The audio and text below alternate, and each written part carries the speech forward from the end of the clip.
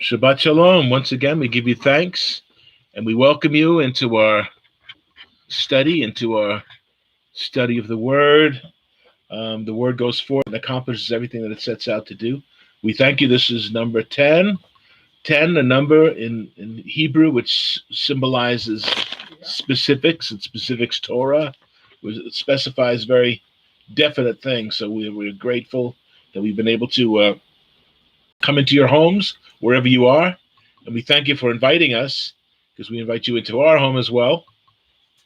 And we thank you for those who have been checking us out from week to week and staying with our teachings, because a lot of it is progressive from week to week. That's why I'm specifically numbering the episodes, if you will. And we're endeavoring to teach the truth, the word again, prove all things, test all things. So just as a reminder to please subscribe, tell people about it. Don't keep things to yourself. You see this strange guy with the wacky beard here. But see the content of what we're saying, and I just pray that you would listen and subscribe, and know that what we're talking about Shabbat is not just resting and kicking up your heels on a Saturday. It's much deeper than that. To truly understand what the fourth commandment is all about is all encompassing, and it affects every day of our life, not just the seventh day, but rather the seven being the continuous action that propels us. It's like those little car races where there'd be one section of track which propels, okay? The car goes along, it slows down, but then it goes fast again, and it goes fast again, and it continues in the cycle. Continues the cycle of newness, okay? And as the Eternal told Moshe in Exodus 31:13, above all my Shabbatot you shall keep. And Shabbatot is plural for the weekly Sabbath and also the 7 annual Sabbaths, which we will be getting into also very soon, as we're coming close to the beginning of the year, coming close to an ending and a new beginning of the month of Aviv. Okay? And the Shabbatot is plural, but then it says for it, the concept, the very concept of Shabbat is a sign, is an ot. It is an indication of our faithfulness. It's a sign between me and you throughout your generations, that you may know that I am Yod-Heh-Vav-Heh, I am the eternal Yah, who sanctifies you. So those who are claiming to be sanctified but have no idea about Shabbat and its requirements and its purpose of blessing, he blessed the Sabbath day and hallowed it. He made it a holy day, as it says in Exodus 30, verse 11. So again, we want to thank you for tuning in. We're going to say the Torah blessings right now, and then we're going to go into our sharing portion, reading various chosen portions of Scripture, and then I will speak. Then after that, we will have a short break in which I'll give you information on how you can contact us, and then we'll continue with another message from our friend Michael here. So let us give thanks to the Most High on page 64 in our Siddur, as we give thanks. And our brother Gilbert lifts up our Torah. You know, and I want people to understand when we say Torah, we're not talking about rabbinic instruction. You're going to lift it, right? Yeah. Okay. It's not talking about rabbinic instruction or any man-made instruction. We're talking about the word that has been voiced by the eternal Yahuwah, okay? When the ark would travel, Moshe would say, arise, O Lord, let your enemies be scattered. Let them that hate you flee from before you.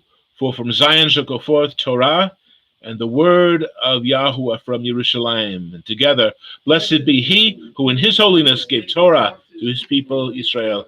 Ki metzion detzei Torah. Amen. Ki metzion detzei Torah udvar Yahuwah mi Yerushalayim. And we say the blessings. Bless the eternal Yah, the blessed one. Blessed is the eternal Yah, the blessed one for all eternity. And blessed are you, O Yahuwah our Elohim, sovereign of the universe, sovereign of infinity. Melech HaOlam is talking about the sovereign of all that is, not just the universe, not just the world, but all infinity. who has chosen us from all peoples and has given us his Torah. Blessed are you, O Yahuwah, giver of Torah, Notein HaTorah. He is the one who always gives, always giving, and never taking anything back that he gives us. He wants us to learn and to grow. He gives us the meal of his word so that we can be blessed and enriched and come to know his ways as our own. Amen. Amen. So we begin with our sister Patricia, as we are wont to do.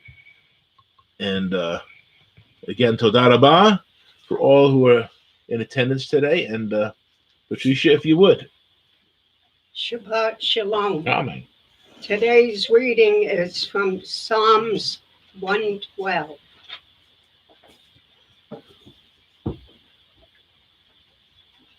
Praise the Eternal. Blessed is the man who fears the Eternal, who delights greatly in his commandments. Amen. His descendants will be mighty on earth. The generation of the upright will be blessed. Wealth and riches will be in his house, and his righteousness endures forever. Unto the upright there arises light in the darkness. He is gracious and full of compassion and righteous. A good man deals graciously and lends. He will guide his affairs with discretion. Surely he will never be shaken. The righteous will be an everlasting remembrance. He will not be afraid of evil tidings. His heart is steadfast, trusting in the Eternal. His heart is established. He will not be afraid until he sees his desire upon his enemies. He has dispersed abroad. He has given to the poor. His righteousness endures forever. Amen. His horn will be exalted with honor. The wicked will see it and be grieved. He will gnash his teeth and melt away. The desire of the wicked shall perish. Amen. Amen. We Amen. have to praise the Eternal, that there are a people in the world who fear him and serve him, and they are a happy people. Amen. Blessings are laid up for the faithful and their children's children, and true riches are bestowed on them. In the darkest hours of trial and affliction, the light of hope and peace will spring up in them, and seasonable relief shall turn mourning into joy. Amen. From their Eternal's example, they learn to be kind and full of compassion. It is the endeavor of true believers to keep their minds stayed upon Elohim and to keep them calm and undisturbed. Trusting in the Eternal is the surest and best way of establishing the heart. Amen. Amen. Amen. Amen. Thank you, ma'am.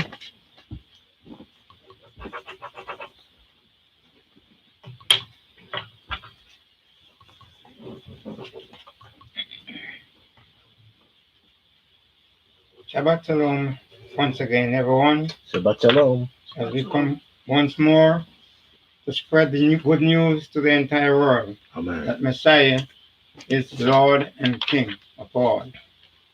I have a reading from 1 Corinthians chapter 12. Now concerning spiritual gifts, brothers, I do not want you to be ignorant. You know that you were Gentiles carried away to the dumb idols, however you were led. Therefore, I make known to you that no one speaking by the Spirit of Elohim calls Yeshua accursed, and no one can say that Yeshua is eternal except by the Holy Spirit. There are diversities of gifts, but the same Spirit. There are differences of ministry, but the same eternal. And there are diversities of activities, but it's the same Elohim, who works all in all. But ministration of the Spirit is given to each one for the profit of all. For to one is given the word of wisdom through the Spirit, to another the word of knowledge through the same Spirit, to another faith by the same Spirit, to another gift of healing by the same Spirit, to another the working of miracles, to another prophecy, to another discernment of spirit, to another different kinds of tongues, to another the interpretation of tongues, to another and one the same Spirit works all these things, distributing to each one individual as he willing as he wills. For as the body is one and has many members, but all the members of that one body, being many, are one body, so also is Messiah. For by one Spirit we were all baptized into one body, whether Yeshua, whether Jews or Greeks, whether slave or free, and have the being made to drink into one Spirit. For in the fact, the body is not one member, but many. If the foot should say, because I am not a hand, I am not of the body, in this therefore not the same body. And if the ear should say, because I am not the eye, I am not part of the body, it is therefore not the body. If the whole body were an eye, where would be the hearing? If the whole were hearing, where would be the smelling? But now Elohim set the member, each one of them, in the body, just as he pleased. And if they were all one member, where would be the body? But now, indeed, there are many members, yet one body. And the eyes cannot say to the hand, I have no need of you, nor again the head to the feet, I have no need of you.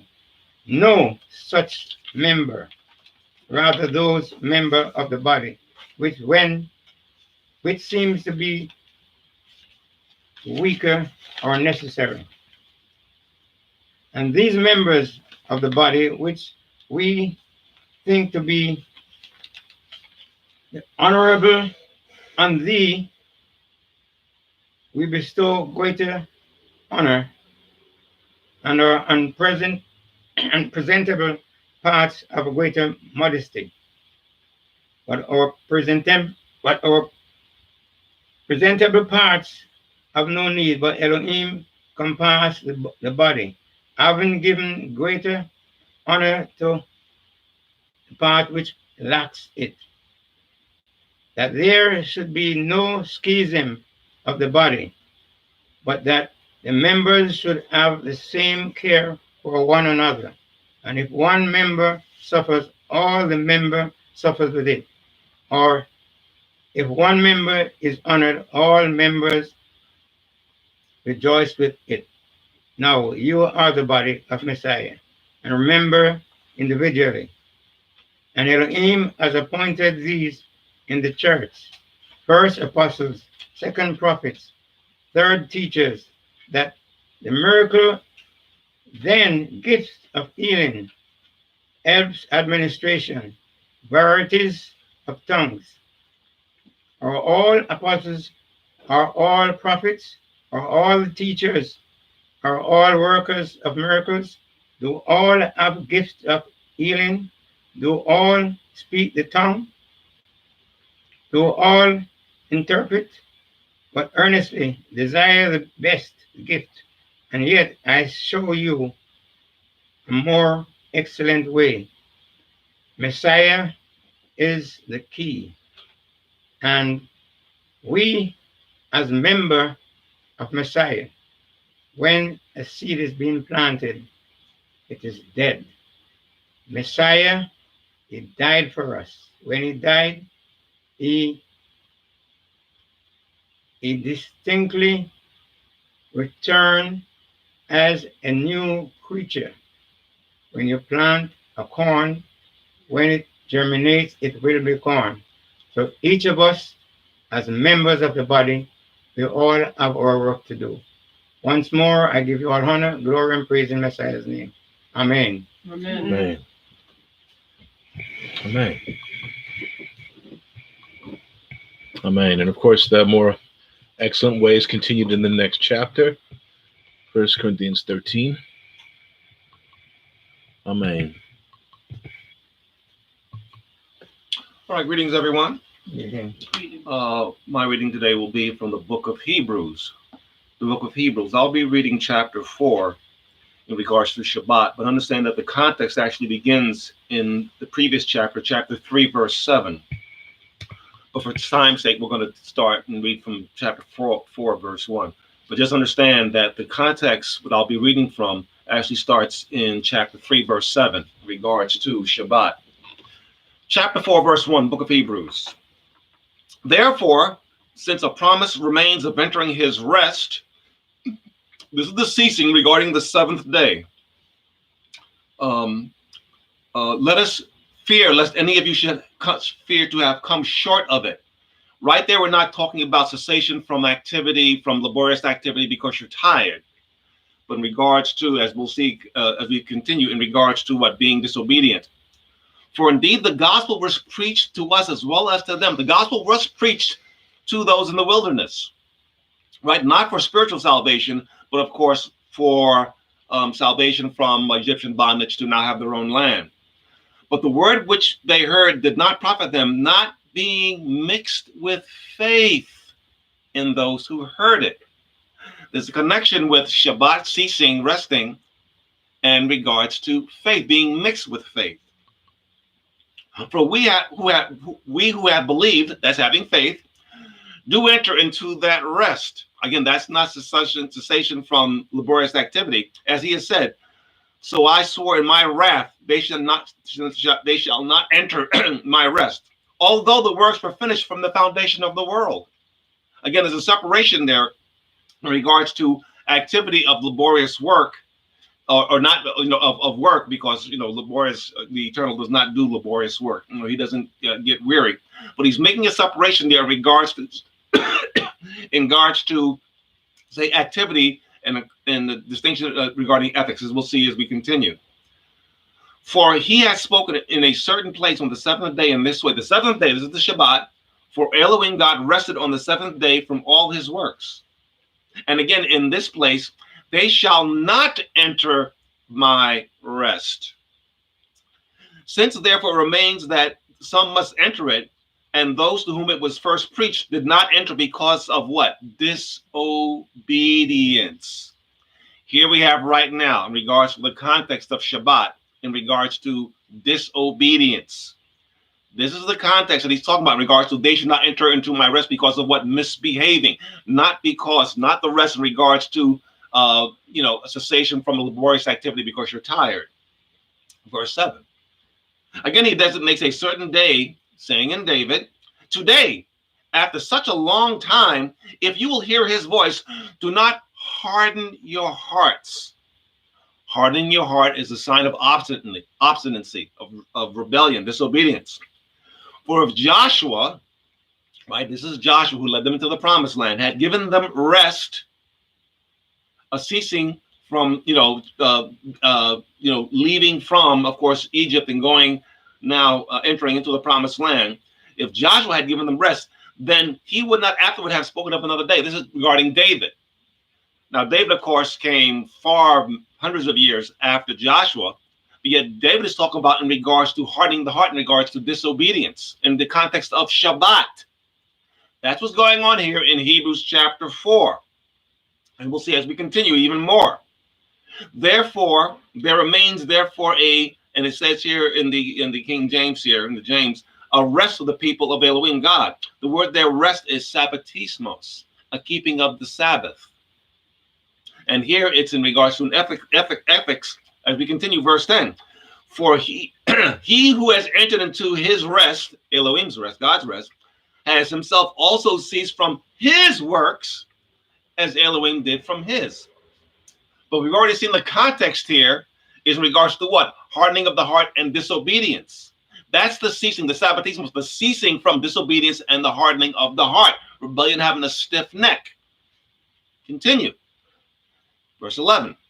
Let us therefore be diligent to enter into that rest, lest anyone fall according to the same example of, here we go, disobedience.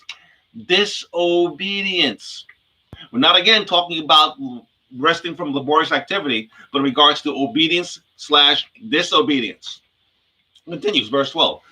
Again, for the word of Elohim God is living and powerful, sharper than any two-edged sword, piercing even the division of soul and spirit, and of the joints and marrow, and is the discerner of the thoughts and intents of the heart. What's going on here? The Creator knows the intents and thinking of your reasoning, of your mind. Mind you, it's a mind game. That's where the true person dwells. Your body is an external interface of your mind. Whatever it does, really, it's reaction regarding what's going on in the mind. It's the external interface, how we interact with one another. Even my words that I'm speaking right now, it's interfacing, my mind is interfacing with my vocal cords, and now I'm externalizing, and you're able to hear what my thoughts are. Continuing. And there is no creature hidden from his sight, but all things are what? Naked and open to the eyes of him to whom we must give account.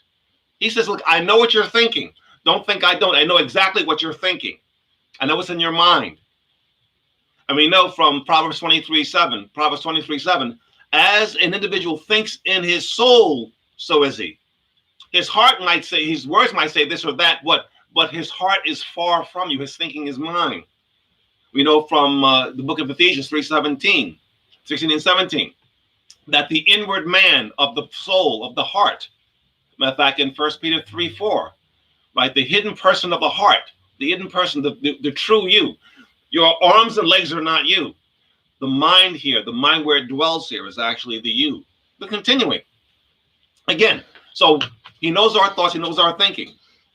Seeing then we have a great high priest who has passed through the heavens, Yeshua, the Son of Elohim God, let's hold fast our confession. For we do not have a high priest who cannot sympathize with our weaknesses, here we go, but was in all points tempted as we are, yet without sin. Here's the context of Shabbat. We saw before in verses 9 and 10 and other verses there, that there again, for he who has entered his rest also has ceased from his works. And what are our works in the context here? In regards to our high priest in the incarnation? We do not have a high priest who cannot sympathize with our weaknesses, but in all points was what? Tempted as we are, yet without sin in regards to sin. Here's the context of Shabbat. Verse 16. Let us therefore come boldly to the throne of grace, that we may obtain mercy and find grace to help in time of need. Grace to help in time of need regarding what? We go back to verse 15 about the high priest, about the incarnation, of what we are in our incarnation. He was tempted in all points, yet without sin. Grace there in verse 16, let us come boldly to the throne of grace to find grace to help in time of need. What? Grace to help so that we don't sin. Not grace as an excuse that, oh, I've sinned, now give me a merited favor because I goofed up so I can just continue to do wrong. Sin can just multiply. So the more I sin, the more I receive grace, which is something we'll see actually a bit later in the book of Romans, that there who actually reason like that. Well, I have the greatest grace. So when I do wrong, I always have grace. I always have forgiveness. So I can just multiply my sins and have more grace. Whereas grace we see here is what? So that you do not sin. Grace to help in time of need, so that you do not sin. That's the actual purpose of grace. That grace is what? Given to help you to not sin. And what is our activity? We are to come what? Boldly to the throne of grace. Come boldly through it. That's our responsibility.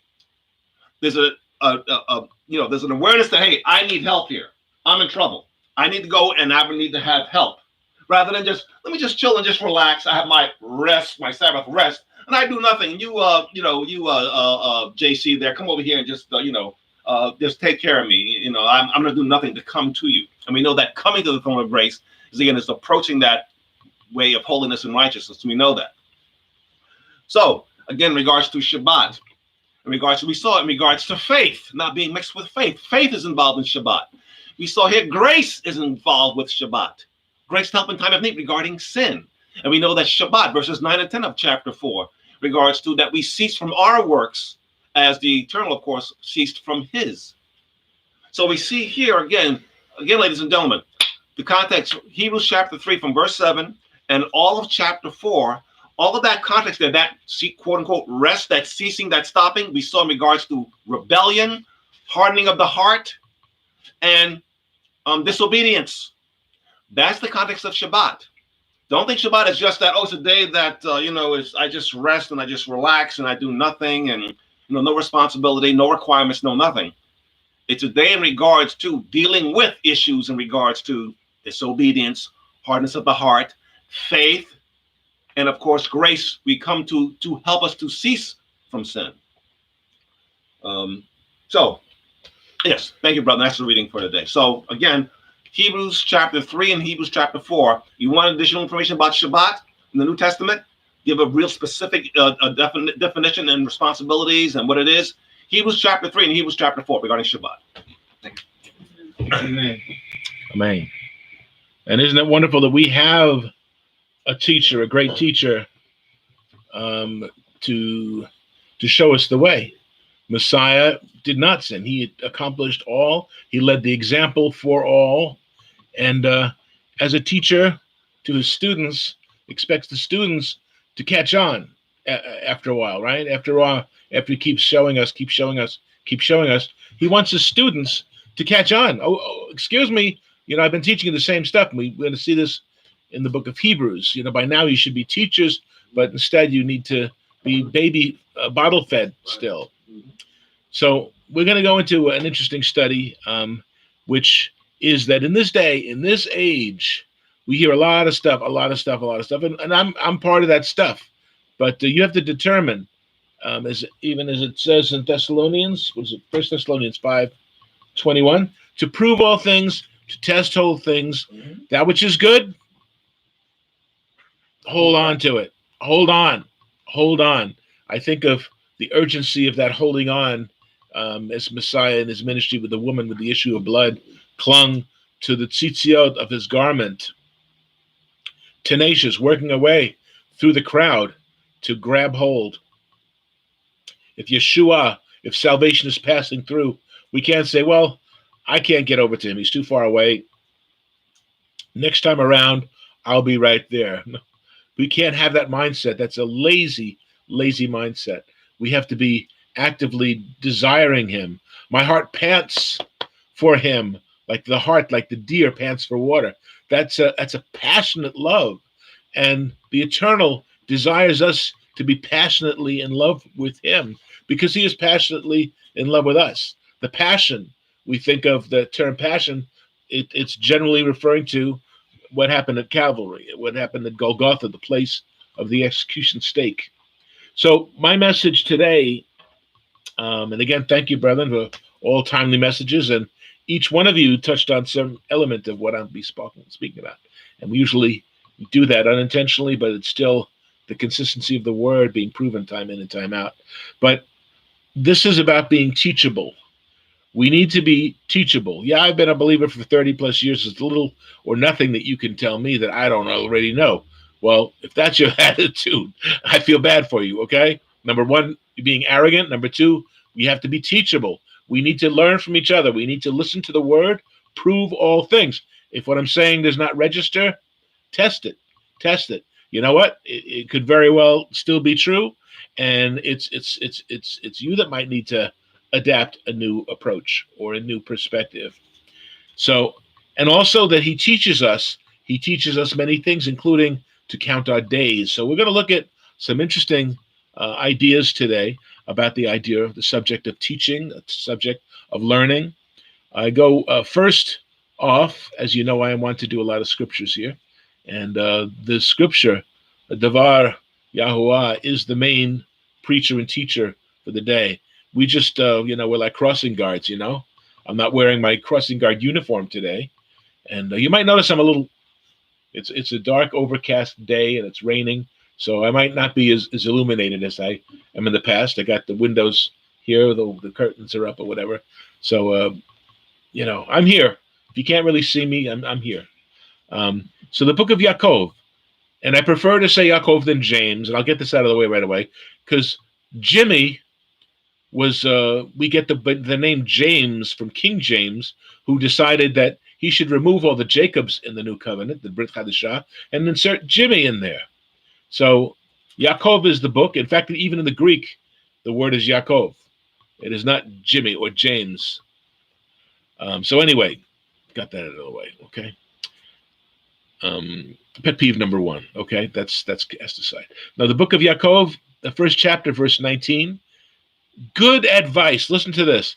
Let everyone be swift to hear, but what? Slow to speak. Swift to hear, but quick to interrupt. No. That's not how we've always learned it. That's not how we've always done it. That's not slow to speak. Listen. There'll be a time for questions. There'll be a time for interaction. But for now, listen.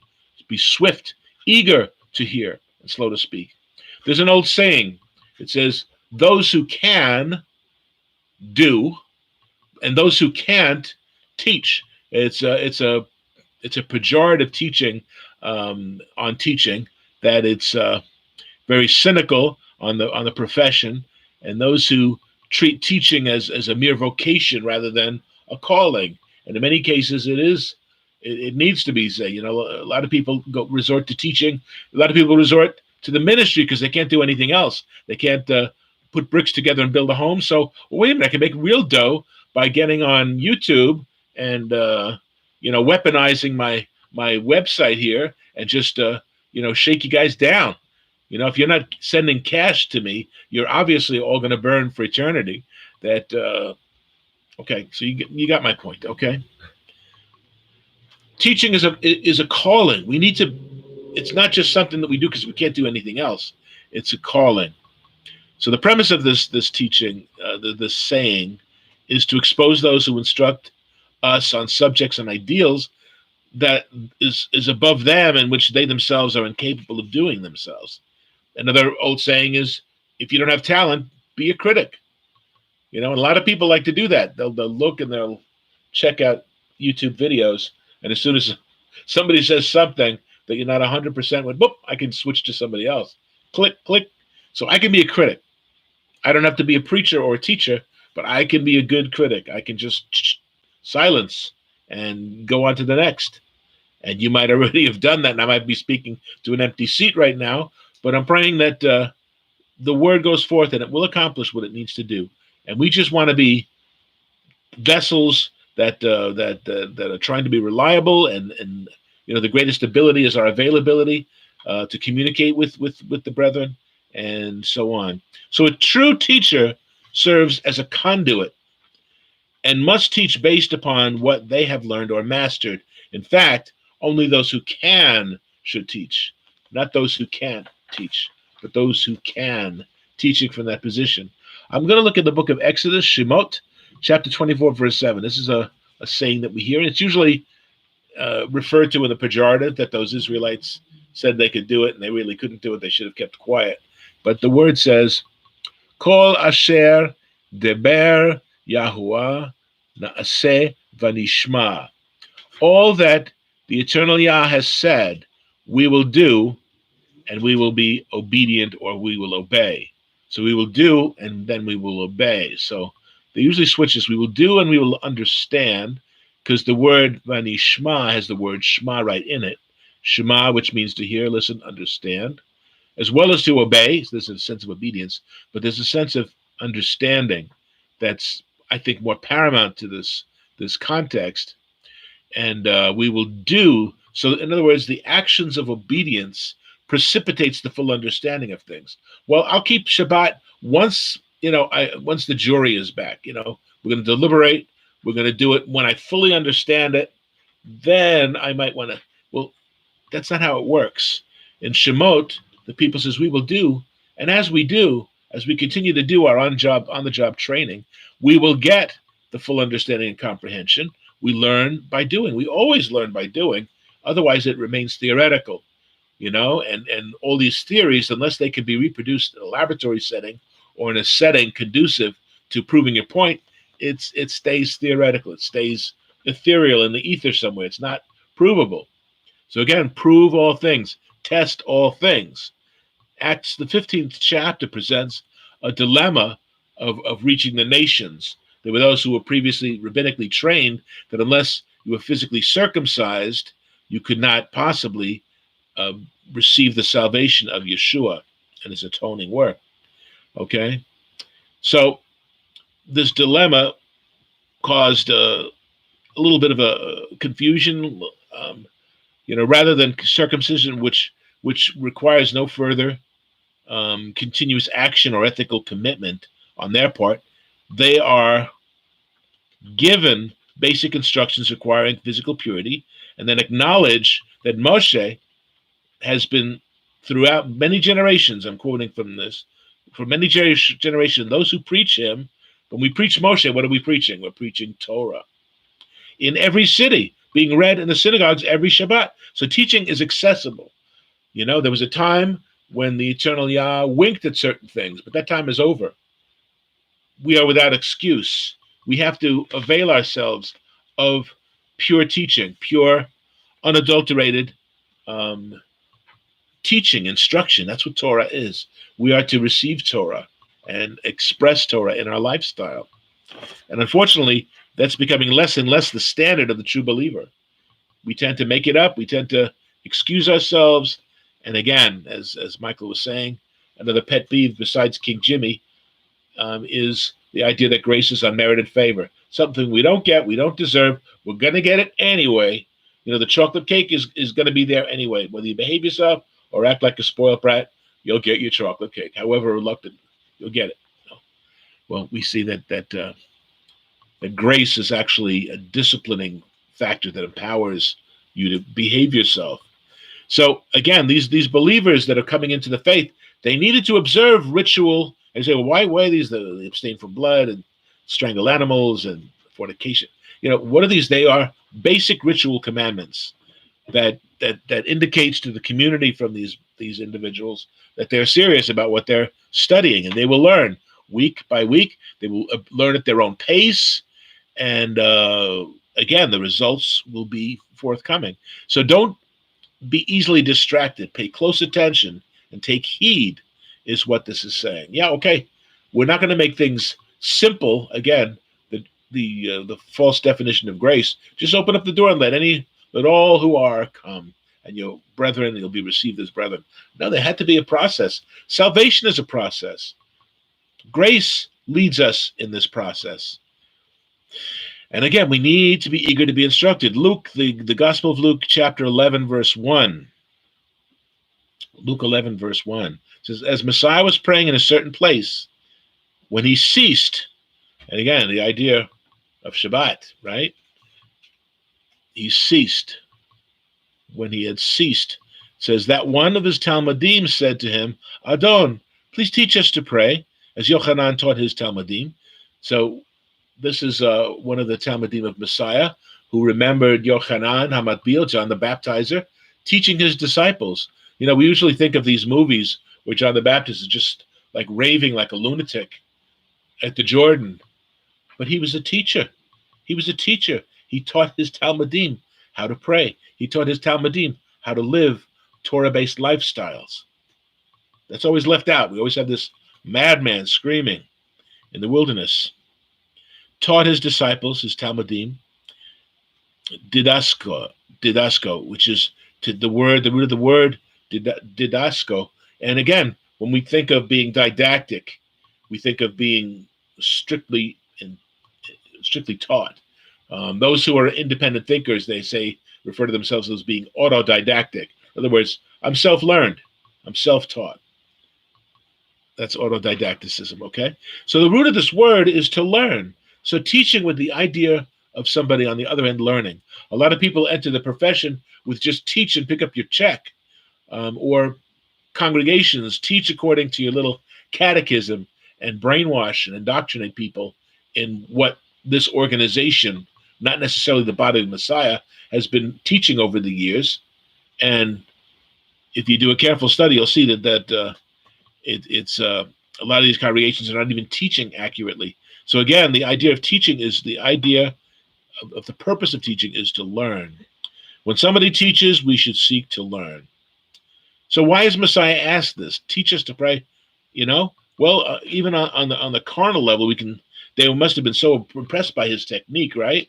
That he was, and how effective his prayers were. He just opened up channels to his Father, and it just seemed like it was like a telephone call, and it was back and forth, right? So they sought to learn from the best and to truly communicate with the Father, and not simply to engage in religious observance. So again, the Talmudim, disciple, where we get is students, one who learns. We need to be students of the word. We need to look at ourselves as sitting in the classroom with our pens, pencils, books out, and listening to the teacher, because the test is coming up. And the test is this funny little thing called life. And if we're not well learned in this thing, it can overwhelm us. Matthew 7:29. For he taught them as one having authority, and not as the scribes. He had authority. There's authority in his name, in his teaching, and nobody else can speak like him. Who is this guy? Who is this guy?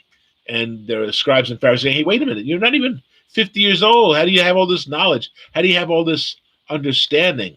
And they were jealous. They were jealous. He wasn't an old graybeard. He was preaching from his heart, and he spoke with great authority. The concept of rabbi is based upon teacher, didaskalos. The Talmudim knew that Messiah spoke of things that he knew of with no guesswork involved. Remember Shimon Kippur, Simon Peter says, where else will we go, Yeshua? You have the words of eternity. You have it. You got it. We want it. How do you do it? How are you doing it? How is it possible? Can I do it? And then we know from the second chapter of Acts, Kepha got it, right? He preached a sermon in which 3,000 people came to Yahuwah. That's a pretty effective sermon. So in the meantime, he wants to learn. We all should want to learn. Not fill up a seat and just do your time as if it were prison. We need to spend our time doing our best to pay attention, doing our best to make the notes that we need to make, whatever it is we need to do. We got to study and prove all things, okay? And the Talmudim also knew that he was willing to impart wisdom to those who would diligently seek to learn and not merely exist on assumptions going forward. So we need to learn so we can base our knowledge, base the wisdom that we might accumulate on something external from us. It's not something eternal. That's why grace is not of us. It doesn't emanate from us to receive. It comes from Hashemayim. It comes from Yahuwah to us, okay? It is not of us, but we can adapt, and the grace can guide us and instruct us and teach us to say no to ungodliness. So grace is the mediator of this situation. It shows us the way that we should go. So again, we need to be imitators of Elohim. In fact, Shaul is famous for saying, follow me as I follow Messiah. He could say that with confidence because he was following Messiah, and he knew that he was an extension of the teaching of Messiah. Yeshua was resurrected and taken up into the heavens. But those who would faithfully represent him are preaching the same things, living the same life, in essence, wearing his clothing, in essence, teaching as he taught. Now, did Shaul speak less than what Messiah taught? No. It was the same word. It was the same word. To be a faithful disciple is to reach the stage where you are now the teacher. And that's what Shaul did. He learned, and now he's teaching the same things. 2 Timothy 4:2-4. Preach the word. Okay? Preach the word. Be ready in season and out of season. And whether it is a moed or not, whether it's Shabbat or not, preach and be ready. Be ready. Because if you know it, I look forward to people asking me questions because I'm straining at the bit to tell you, to do the teaching. The things that we're excited about and that we're interested in, we love to talk about, right? We do. And this has got to be paramount. Whether you like the Super Bowl coming up and all these other things, it's fine to have an interest, but Yahoo has to be no competition, okay? Preach the word, be ready in season and out of season. Convince, rebuke, exhort with all long suffering or with all patience and teaching. In other words, if you are in a position of teaching, be patient. Be patient. There's so many people who will not receive a message that does not sound familiar. You know, it's like we're scrounging the fridge for leftovers because there's new stuff that's on the stove. It smells delicious, but it's not familiar. It's not familiar. It's not in the Tupperware bin. It's not in something I can nuke in the microwave oven and poison myself with. You know, it's not leftovers. It's not something that's just lying around for however long it is. Sometimes you open up that Tupperware and you realize that things can go bad in Tupperware. Okay. Okay, for the time will come. Continuing Paul's teaching to Timothy. For the time will come, and in fact is now, when they will not endure sound doctrine, but according to their own desires. To their own desires, not to sound doctrine, but according to their own. In other words, what they have, what's familiar to them. We're not gonna endure this new stuff. According to our own desires. That's what we're gonna come to. Okay, because they have itching ears, and they will heap up for themselves. In other words, gather many. There's no shortage of these people. They will heap up for themselves teachers, plural, who will turn their ears away from Emet Gadol, the great truth, and be turned aside to fables. You know, it's the old story of quantity over quality. You can't sacrifice that. You have to save for quality. There's one person who's speaking the truth, or if there's 2 out of 12 who are saying go in and possess the land, but the other 10 are making a pretty convincing argument not to go in there. There's giants, there's fortified cities. You know, my feet are hurting already. I've been walking a lot, so I don't want to go back into this land, however nice it appears to be. I'm scared. You know, so we're going to make the fables. We're going to tell stories. So they will turn their ears away from truth and be turned aside to fables. So again, we're turning away from truth and we're turning to fables. It's a decision that affects both ends of the deal. We're turning away from the things that will help us, and we're turning towards the things that will poison us and disqualify us ultimately. Okay? You can't make a silk purse out of a sow's ear, right? You can't make a fraudulent homily into an anointed, thus saith Yahuwah, message or sermon or teaching. You can't do that. You can't do that. In fact, to prove that, we have the prophet Haggai, chapter 2, verse 12. This is a really wonderful portion here to get a sense of kadosh, of holiness, of true holiness, okay? Haggai 2, verse 12. If a priest carries kadosh meat or holy meat in the fold of his garment, and with the edge he touches bread or stew. So again, the edge of his garment is the tzitzia, right? He touches bread or stew, wine or oil, or any food. Will it become kadosh? Will it become holy? Because it touched the tzitzia. Remember, the tzitzia symbolized holiness. Remember, the woman with the issue of blood held fast to it. It symbolizes conviction and consecration. So it was, and virtue flowed from that which Torah says we need to do. Okay? Then the Kohanim, or the priests, answered and said, no. Just because your talus or your tzitziot touches something, it doesn't mystically and magically turn it into something that it is not. Like, again, a silk purse into a sow's ear. Doesn't happen. And Haggai said, if one who is unclean because of a dead body, and remember that was the filthiness of religious corruption, the white sepulchre, the perfect image of corruption and defilement. So if it was unclean because of a corpse, touches any of these same items, because will it become unclean? So the Kohanim answered and said, it shall be unclean. So whereas the tzitziot doesn't make something holy, the uncleanness will make something unholy. So we can't passively just be floating along. We have to be actively involved, because our laziness will be revealed as uncleanness. Okay, uncleanness. We have to stray away from that which is unclean. And Haggai answered and said, so is this people, and so is this nation before me, says Yahweh, and so is every work of their hands, and what they offer there is unclean. Unclean people, rebellious people, you can do a lot of good things, wonderful things, but they're doing it from impure motives, falsehood. That's why they will not enter into the rest of Yahweh, because they have rebelled. They continue in their ways, their falsehood. And as a result, they are defiled. They're defiled. It's a hard word, and the Torah teaches us that which is tahor, which is clean, or tameh, which is unclean. And that's a Torah principle that we see throughout the New Covenant, clean or unclean.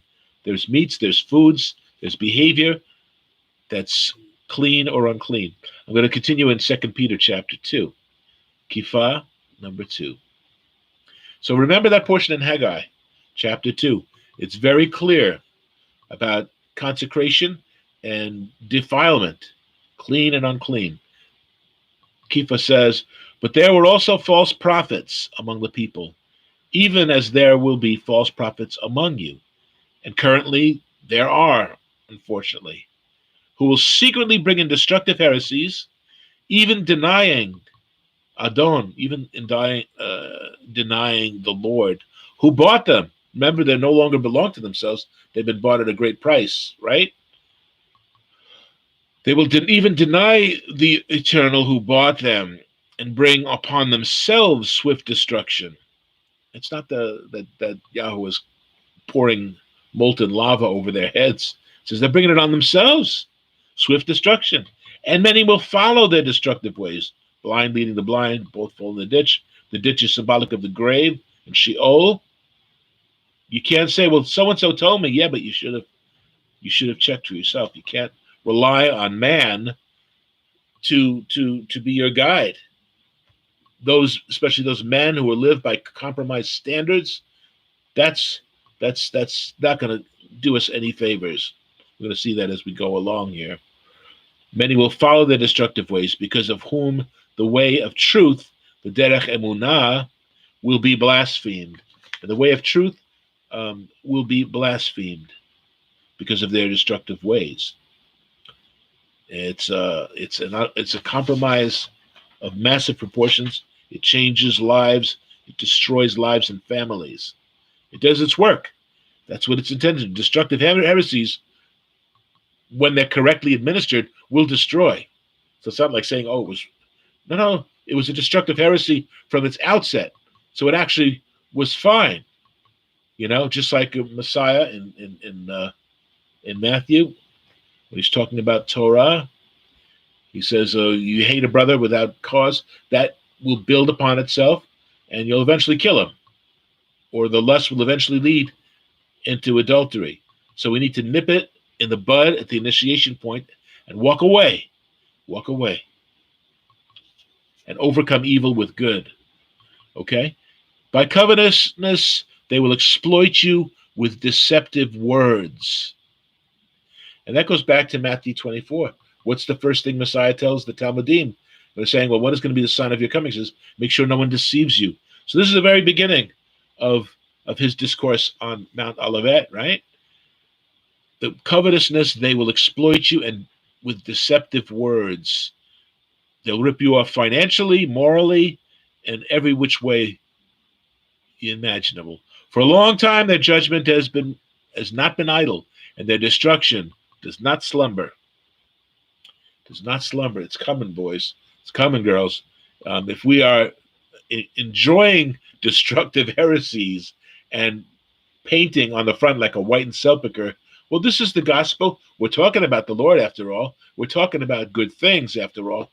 Yeah, but you're looking at the telescope the wrong way. You're not going to see the stars. You're going to see nothing. You're going to see minutia. Okay? Hebrews chapter 5. I warned you about this earlier. Verse 11.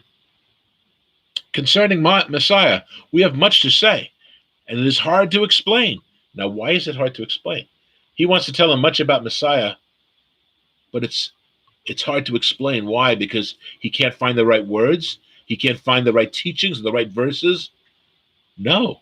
Since you have become sluggish in understanding, it's difficult for me to teach you if you're behaving like somebody who doesn't have half of a brain. Sluggishness, okay? The word there is nothroi, sluggishness, laziness. This isn't for me. I wanna pick for myself my own rabbi that's going to explain everything for me. And again, the least path of least resistance is the path I will continue to take. But it will never be a derech emunah, because the derech emunah, the way of truth, will always, the way of faith, is always going to require, it's always going to be requiring actions on your part, not just signing something. Okay, you can leave now. I just signed this away. It says, for you ought to be teachers now, didaskalos. By this time, you should be teachers.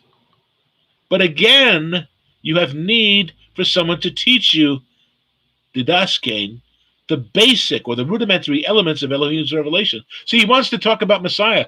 Concerning Messiah, I got a lot of stuff to tell you, but you're not ready to have it. You can't comprehend it because you're busy being distracted. You got your phone out. You're checking your emails and your texts. You're not even paying attention to my words I'm saying now. You're sluggish in understanding, dense. You ought to be teachers, but you have someone that needs not just to teach you, but to teach you the basics. Not to teach you calculus, but you need teachers to open up a little ABC book and say A is for apple, B is for book. Here, let me see. Can you write the B? It's this, and it's got two little bumps. And that's the B. Okay? By this time, again, you have need for someone to teach you the elementary elements of Elohim's revelation. So I can't talk to you about Messiah. I can't tell you about these things that I'm burning to tell you because you're not able to take it. And you have need. You have come to need milk and not solid food. You know, you've reverted back to your old form. Your development has been arrested. You're slipping back. You're drifting back. And the author of Hebrews has something to say about those who shrink back for destruction, for judgment. For everyone who partakes only of milk, see, there's nothing wrong with milk in its proper place, but this is those who are sluggish and they only partake in milk because they're not accustomed to the word of righteousness. He is a child. You know, you're not going to get. I have a grandson who's 11 months now. I can't get him to sit down and listen to this message and ask him some questions about it. You know, he'll be bouncing off the walls in the meantime. I have no idea what I'm saying, the words I'm saying, let alone the concepts that they involve. Not accustomed, because by only having milk, you're not accustomed to the word of righteousness. You're a child, and you're sluggish, so you can't take it. You can't handle the truth. To quote Jack, you can't handle the truth. But solid food is reserved for the mature. Now, who's the mature? You know, I got plenty of gray here now, right? So I guess that means me. No, I can still be a dope, but I hope I'm not, and I hope that you prove that I'm not by checking what I'm saying here. See, again, I want to emphasize the teachings that I do, and what Michael does here is to present you with a format that you can take the notes and that you can build upon it. You can double my efforts here today. I deliberately hold back some things. I don't want to overwhelm you with stuff, so I have to do some editing of what I want to present. But I want you to go out there and I want you to finish the teaching. Okay? Solid food is reserved for the mature, those who have been well taught and correctly instructed, who, because of practice, have their senses trained to discern good and evil. Okay? So again, practice. It's the opposite side of the spectrum of theory. Again, remember, we have theory. I should behave better. I should do better. Put it into practice. I am behaving better. I am doing better. So because of practice, their senses are trained. They're disciplined. We are a true Talmud. We are a true disciple. Okay? And by being a good disciple, we'll be able to discern good and evil. But if you're just drinking milk, you're going to be looking for the tree of life to eat of its fruit and get a fast education rather than by being trained and by being taught and instructed. Okay, I'll go to Exodus 4:12. Shemot 4, verse 12. It says, the eternal Yah spoke to Moshe, now therefore go. He's being sent like a shaliach, an apostle being sent. Okay, go and I will be with your mouth. Interesting, I will be with your mouth. I will be with the organ of speech, and I will teach you what to say.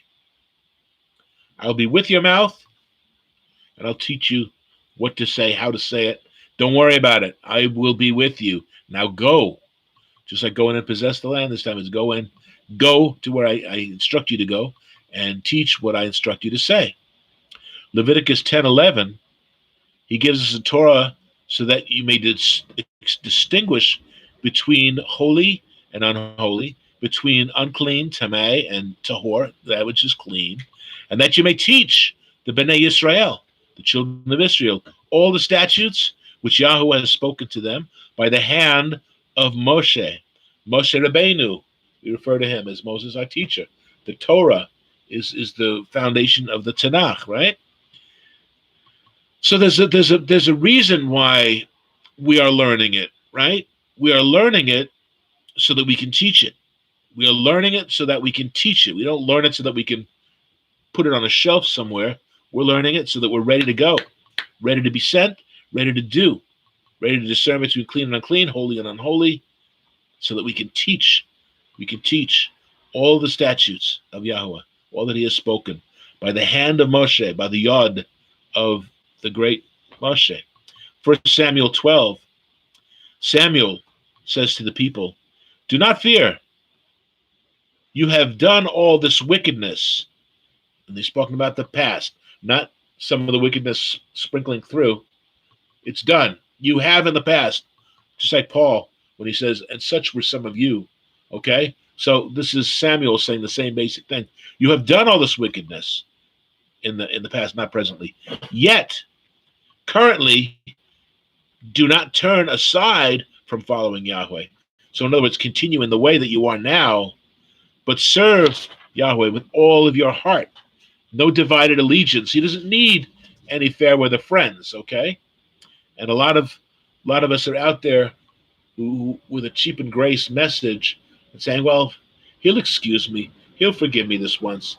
If I do X, Y, or Z with his allowance. You really think that, huh?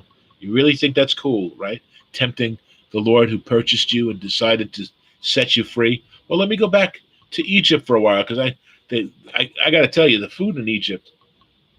Meanwhile, what kind of a fantasy world were they living in? Who was saying that you were a slave, you were being tormented by working and working and working, not being provided with bricks. Then you had to provide your own bricks and provide your own stuff to make the bricks. All right, but some people still cut through all those bad experiences and said, you know what, I was well fed, at least in those days. So we have to do it with all of our heart, no divided allegiance, and do not turn aside. Do not turn aside. You've made that repentance. You've turned. You're doing good. Don't stop. Don't slow down. And don't return. Don't turn aside. For then you would go after empty things, which cannot profit or deliver you, for they are nothing. And the same word is used for empty things and nothing. It is tohu. It's the word that was used in Bereshit in Genesis 1:2. Tohu vavohu, empty and void. Nothing. Nothing. These things are nothing, and you can only expect nothing from them. And you will have compromised your faith as a result of doing this. For Yahweh will not forsake his people for his great name's sake, because it has pleased Yahweh to make you his people, his set-apart people, his kadosh people, by ethics, by his behavior, by the behavior that you exhibit. It pleased to make you his people, his unique people. Why are they unique? Why are they peculiar? Because they're not behaving like everybody else. I always thought peculiar meant because you smelled funny, or you wear strange clothing, or you change your name, or you do bizarre things. Because I can be pretty peculiar if I want to be. if I set my mind on being it. But we're a peculiar people because we don't go downstream with everybody else. We're swimming against the current, but we're being faithful because the higher calling is what is calling us to be faithful and obedient. Moreover, and this is again the great prophet speaking. Moreover, as for me, far be it from me that I should sin against Yahweh in ceasing to pray for you. See, the sin of omission, and this is his call for us to be more responsible, to pray for our brethren, to be faithful and help each other, right? But I will teach you the good and right way. So there you go. We have a teacher. We have a great teacher who's going to continue to help us now that we've turned away from wickedness, that we don't keep turning. You know, so many people mean to say, well, I turned 180 degrees. They say, well, I did a complete 360. I guess right where you started then, aren't you? But most people that talk about repentance, they talk about, I made a 180. But a lot of times they say, I made a 360. Well, that's what he's saying, that they don't make it 360 and wind up exactly as lost as they were before. As for me, that I should sin, if we fail to sin, if we fail to pray for each other and to help each other and to encourage each other, and this thing that's going on right now, instruct each other, help each other to understand, we will be sinning against Yahweh, as it says. If we know the right thing that we should be doing and we don't do it, for us it is sin. It is sin. We don't want to live in sin. We abandon sin. We don't live as quote-unquote sinners saved by grace. There's no such thing. I will teach you the good and right way. Tov, the Tov way. Only, okay, here's the requirement. Fear Yahweh and serve him in truth. Okay. With all your heart. For consider what great things he has done for you. He has proof, the Hine factor. You just look at what he's already done for you, and you can only expect great things to come forward. So I want to look at it and dissect this a little bit. The word for teach, for these verses that I just read to you, is yara, which means to flow as water, to point as with the finger, or to shoot like an arrow. It's the root of the word Torah. Yara, to flow as water, to move directly with nothing in between. The shortest distance between 2 points is a straight line. Boom. The root of the word. To teach is to instill Torah knowledge. And again, Messiah is the goal at which the Torah aims. He is the bullseye. So yara is the word for to teach in these verses. I'm looking at Psalm 51, which is David's confessional, right? I'm looking at 12 and 13. Restore to me the joy of your Yeshua, your salvation, and uphold me by your generous ruach. Then, once that happens, that the joy of Yeshua is restored to us, and we are upheld by the generous, loving ruach, then I will teach, and here the word is lamad, I will teach transgressors your ways. That's Torah. And sinners shall be converted to you. So transgressors will be taught the ways of Torah and will be converted. And as it says in Psalm 19, verse 7a, it says, the Torah of Yahweh is perfect. It converts the soul. Now, there are those who want to force a limitation on the word Torah as being just a word that tells you right from wrong. This is it. It's only for sinners to turn them away from wrong. And this is what you're doing wrong. But it is instruction to keep us to do right. Okay, Devarim 6, verses 4 to 7, begins with Shema Yisrael, Yahuwah Eloheinu, Yahuwah Echad. Hear, O Israel, the eternal Yah, our Elohim, the eternal Yah is one, the Shema. You shall love Yahuwah your Eloheinu with all your heart, with all your soul, with all your strength. We love him how? Do we know how to love him? Love him with all our heart, soul, mind, and strength. How do we love him? Well, the beloved Talmid, Yochanan, in 1 John 5:2 says, we love him by keeping his commandments. guarding his commandments, observing his commandments, we show our love for him. You know, daddy loves to see his boy and his girl doing their best. It's a good reflection on them. A lot of kids bring shame upon their parents, but a faithful child brings blessings and reinforces daddy. Daddy, when we see the kid behave, we say, wow, parents must be wonderful. I just heard something like that the other day on the news. This kid was doing something really wonderful. The first word out of the reporter's mouth is, man, your parents must be something. So we behave ourselves and do right. We glorify. We glorify, not just by singing words to songs which we don't mean. And that's a bugaboo that really bothers me. People singing with unclean lips songs of praise. That's not coming from hearts, coming from a lyric sheet. It's got to come from the heart. Otherwise, keep it. Keep it to yourself. Keep it to yourself. Okay? So we need to serve and love Yahuwah. And these words which I command you today shall be in your heart. And what does it say? And you shall teach them diligently to your children. Again, we want those kids to grow up to be just like their daddy, who will be like his daddy, and continue to serve the one true Elohim. You shall teach them diligently to your children. You shall talk of them when you sit in your house, when you walk by the way, when you lie down, when you rise up. Again, the four examples of our existence, four connoting a sense of fullness and universal behavior. And in this case, the word teach is shanan, okay? Which again, like yara, is to point or to indicate the path of truth.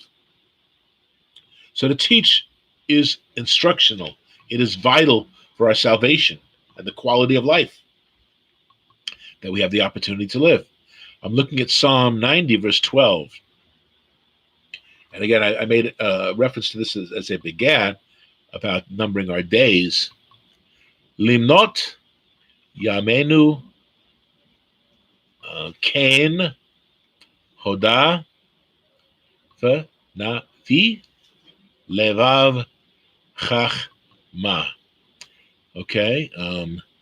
Teach us to number our days aright, that we may gain a heart of wisdom. And again, this is a valuable concept, right? The word to teach comes from yada, which means to know. Teach us, give us the knowledge.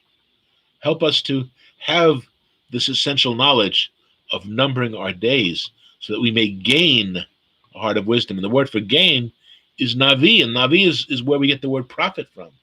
So again, to know a deeper understanding, understanding, the wisdom, the heart of wisdom that this request is not just to have a cursory understanding of something, but a deep, abiding knowledge that is a saving knowledge. So teach us to number our days aright, that we may gain a heart of wisdom. And again, the word, or actually not again, I'm going to go into the word for to number, which is manna. And that's not the bread from the heaven. That's called man, even though it's translated as manna. Manna means to appoint or to prepare, to weigh out, to allot. It also means to count, but in context, teaching us how to count our days doesn't make a whole lot of sense. Again, that doesn't require any effort on our part outside of just counting, okay, 365 days, 366 days. That's not what he's talking about. That we prepare or appoint our days, we establish them in advance.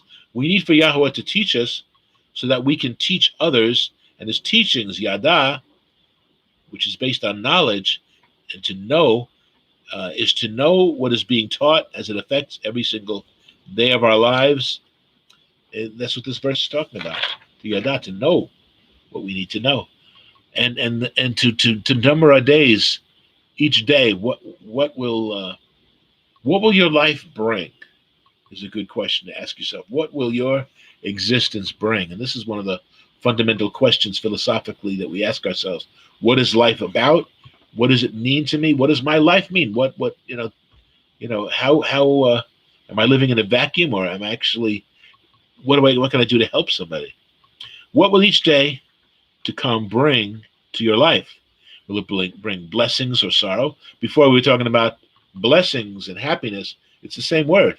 The word for blessing is the same word for happiness, and that's the same in the Greek and the Hebrew, right? And Yahuwah teach us to mana our days.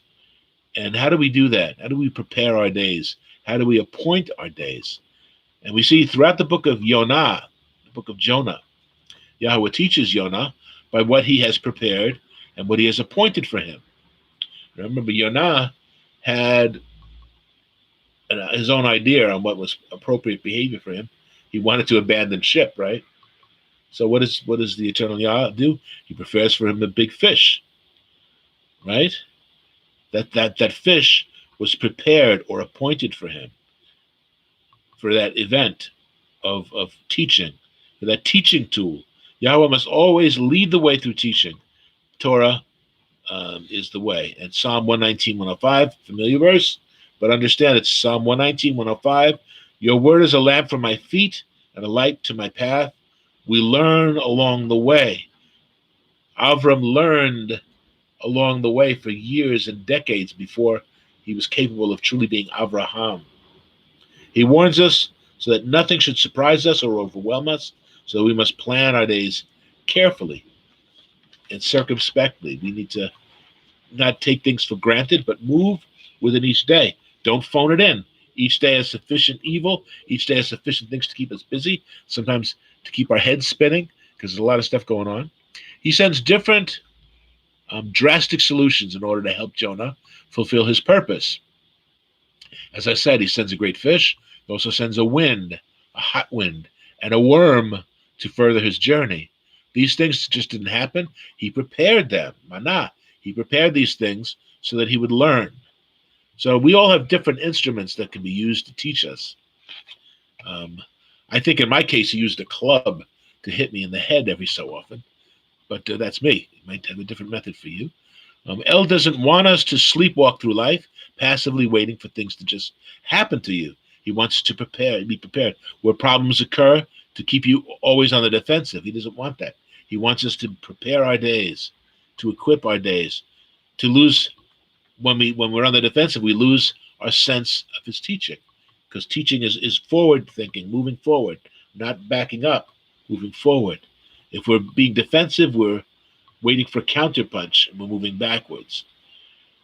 So we need to be one step ahead of any disturbance. Elohim wants us to learn the secret of how to mana your days. And that's what he does in his word. He teaches us. It's all about the teaching, that we remain teachable and don't say, no, that's okay. I know this. I got this. This means that before they come, each day is to be appointed and to be prepared. How do we do that? Now, this is a cute little saying, maybe. You must anoint the day, even as the Kohen or the king is anointed with oil for service. That's not the verse I was thinking about. But again, that's the Kohen is appointed. The king is appointed and anointed for service through the holy oil. So we must learn to appoint our days. Each day is great. Yesterday's history, tomorrow is a mystery, but today is Elohim's gift for me. That's why it's called the present. All right? Remember that one, little boys and girls. It's a present. It's a gift to us. And make with it what we are apt to do. If we're worldly, we'll do certain things. If we're godly, we will do certain things. Okay? As it stands, we are not in full control of everything that will happen to us each day, right? But we can prepare our days in prayer to affect our attitudes so the days can be used for his purposes. Yonah can reflect upon the fact that experience with the fish or with that blasting heat of wind actually served his purposes, got him to do what needed to be done. And we need to remain teachable. Don't harden your heart. We heard about that before in Hebrews 3 and 4. Don't rebel, hardening your heart, becoming stiff-necked. Even as Messiah invites us to be yoked with him, if we remain stiff, if we are stiff-necked, we can't be instructed to plow the field with the yoke around our neck because we are stiff-necked. So a great fish looks like a big problem, but it can be used to accomplish his unique purposes in our lives. And the things in your life can be used for your blessing. So that, again, as a teacher can be blessed so that he can pass the blessing on. It doesn't stop with the student. It continues. It continues. Just like what we're putting out, what we're giving out every Sabbath needs to be in a position of blessing others. So that's why we need your help in reaching others to tell people about what we're doing here. And again, that you reflect. If you're listening live or later on, you can always pause it later on and go back and get these verses if you missed one, or if you didn't hear me right or whatever. And again, it's not what we're saying. This isn't our teaching. This isn't our word. This is the property and the copyright of Elohim, and he's given it to us freely that we can learn and don't go beyond what is written. So we need to enter these days as something already prepared before the day even takes place. Before this day finishes, and this day that we're living in right now, we should appoint it for his glory. Can we do that? Can we appoint this day right now, this rainy day? Appoint it for his glory. That's what I'm trying to do today. I'm trying to sing praises to him from my heart, not from a songbook. So that everything that happens, it can be used for him, even the setbacks. Appoint this day to be used to elevate him. Now listen to this. Don't let your days determine your life. Let your life in him determine your days.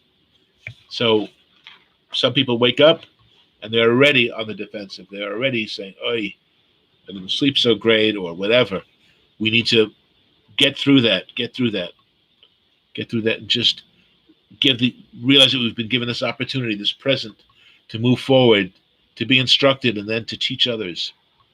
Now, some may quote, with regards to teachers, "Call no man rabbi or teacher." And in context, it's referring that we should accept nothing from a carnal or uninspired source, to sit at the feet of somebody who's teaching us from a perspective that's warped, from a perspective that's incorrect. Because Messiah is our teaching. That's the clue. He is our teacher. Look what it says in Matthew 23, 3-10. It says, "Do not do according to the works of the scribes and Pharisees, for they say and do not do. For they bind heavy burdens, hard to bear, and lay them on men's shoulders." So again, an unfair and unbalanced yoke is presented to you by these false teachers. You do the work, I'll just stay here. Okay? But they themselves will not move them with one of the fingers. In other words, you won't lift a finger to help me, right? You won't lift your finger to help me. Okay, I guess I got to do it. But all their works, not some of their works, but all their works, and this is who he's talking about, all their works, they do to be seen by men, not by Yahuwah. Okay, they do their works to be seen by men, to make phylacteries broad and enlarge the borders of their garments, the tzitziot. In other words, you can't miss me. Check my outfit out. It's all exaggerated. It's all to be seen. They enlarge. They make it broad. They broaden them. They love the best places at feasts. The best seats at the synagogue. They love the greetings in the marketplaces, and to be called by men, Rabbi, Rabbi. So their calling comes from man, not from Elohim. That come from Yahweh. So these characteristics disqualify them to share the true oracles of Yahweh, right? But you do not be called Rabbi, for one is your teacher, the Mashiach, and you are all brethren. You're all one body. Okay? That's a clue to where I'm going with this. Messiah is your teacher, Messiah, and you are all brethren. Do not call anyone on earth your father, for one is your father. He was in heaven. Aviad, Father of eternity. That's Messiah's name in Yeshayahu and Isaiah. Everlasting Father, Aviad, the Father of eternity. And do not be called teachers, for one is your teacher, Messiah. Now wait a second. We can't use the word teacher, father, or rabbi. 1 Corinthians 12:27 says, "Now you are the body of Mashiach." Okay? Remember, Messiah is your teacher. He's the only teacher. Now you are the body of Messiah and members individually. So together, corporately, we comprise the body of Messiah. We are of Messiah. And Elohim has appointed, manah, again the word manah here, he's appointed these in the Kahal, the Ecclesia, the community of believers. So he's the one who's doing the appointing here. So listen, first apostles, second prophets, third teachers. Wait a minute, call no man teacher. Is that a contradiction? No, I'm going to show you how. After that, miracles, then gifts of healings, helps, administrations, varieties of languages. Only Messiah is to be the teacher, it says, right? And those who form his body, and the truly sent by him, may teach. The body, Messiah, may teach. He is the head. He guides us. He directs our words. When we speak his words, guess whose voice people are actually hearing? If we share the word, who are they listening to? Are they listening to man, or are they listening to Mashiach? Listening to man? Listen again. Ephesians 4, verse 11. And he himself gave some to be apostles, some prophets, some evangelists, some pastors, and teachers, for the equipping of his holy ones, for the work of ministry, for the edifying of the body of Messiah. Okay? So the word, it should emanate from the body and should be received by the body. Till we all come to the unity of the faith and the knowledge of the Ben Elohim, the Son of Yah, to a perfect man. Okay? And this is not the carnal teachers that are teaching error. To a perfect man, speaking perfectly, to the measure of the stature of the fullness of Messiah, of his body, of his height, of his weight, of his dress shirt size, his shoe size. All this stuff is what we're growing into as the body, because only Messiah is our teacher. Only from Messiah are we to get our teaching. That we should no longer be children. And again, what are children? They are sluggish in learning. They're drinking only milk. They're not eating solid food, which implies that they're maturing. They're staying in arrested development, okay? So we grow up into that body. That's what we're intended to do. So that we should no longer be children tossed to and fro and carried about by every wind of doctrine, by the trickery of men, and the cunning craftiness of deceitful plotting.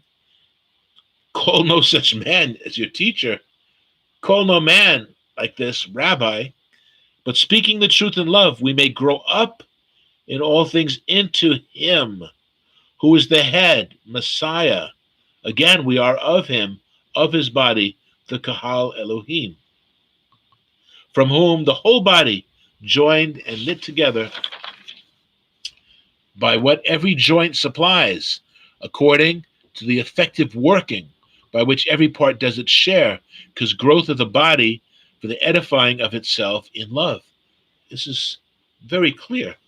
The body grows. Each part of the body does what we should do. It's like a synchronized performance, because we all know what to do. We've all been instructed. And so we should move like a well-oiled machine, capable of doing great things for Yah. Okay? It causes growth of the body for the edifying of itself. So the body edifies itself. The word of teaching goes out from Messiah. Wherever two or three are gathered, there I am in the midst. When we talk of Messiah, it's his voice that we hear. He's there in the midst because we are orbiting his wisdom, and it becomes our language. Okay? The body grows through effective teaching, the edifying of itself. The body edifies itself, teaches itself. Is that man teaching? Is that man doing it? No, because man dies to self and Messiah lives in him. It's no longer I that lives, but it's Messiah who lives in me. So if I'm effectively doing what I'm attempting to do today, it's my voice is not even a consideration. If I'm faithfully committing the word, you're hearing the voice of Messiah. And I know that sounds presumptuous. Somebody's going to misquote me, right? Somebody's going to, he thinks he's Messiah. He's talking. He's Yeshua, right? Okay. No.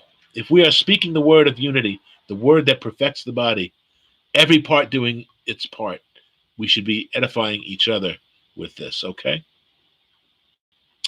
Matthew 18, verse 20. That's where being in his name, there he is in our midst. In our midst. In our midst, when the words of Yah are being spoken, the teaching and the teaching are one, and he is present with us. And this teaching unites and perfects us, and we are one in Messiah. We are one. And when we read Yochanan, the 17th chapter, we see this unity and what it really is. We flesh it out, so to speak. As Besarah, the gospel also means the flesh. So our flesh, the teaching, the meat of the word, not the milk of the word, but the meat, the solid food of the word, is manifest by our example, by the way that we continue in our lives and reflect the teachings. Okay, I'm going to go to Yirmiyahu 23, which is one of Michael's favorite chapters.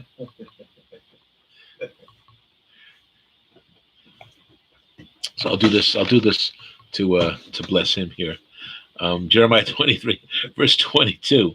If they, being false ministers, had stood in my counsel and had caused my people to hear my words, now hear my words, how? Through their lips, through their lips, through their lips. The ministers, whether faulty, are not transmitting his words through their lips. Those who are faithful are transmitting his words through their lips. If they have only stood my counsel, listened to me, and had caused my people, as teachers, had caused my people to hear my words, then they would have turned them from their evil way. It would have, why are we having so many problems? I don't know. Well, if you would have only instructed my people, they would have heard from my counsel, from my voice through your lips, and they would have turned away from foolishness and from the evil of their doings. But instead, they try to make my people forget my name.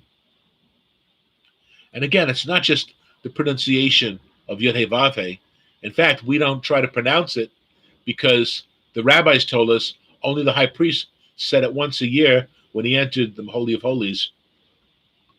And we accept that as truth, even though in our King Jimmy Bibles, every time we see capital L-O-R-D, the name is being used. So where does this contradiction come from? It comes from the confusion of false teaching. Clear teaching should not be confusing. It clears away confusion. Okay? Common sense. And I'm not by no means claiming to be a genius. And I'm sure that you've figured that out by yourself. But instead, you try to make my people forget my name, not remember my name. And forget my name is not just a pronunciation. It's talking about the Torah. What does his name represent? His authority. Okay?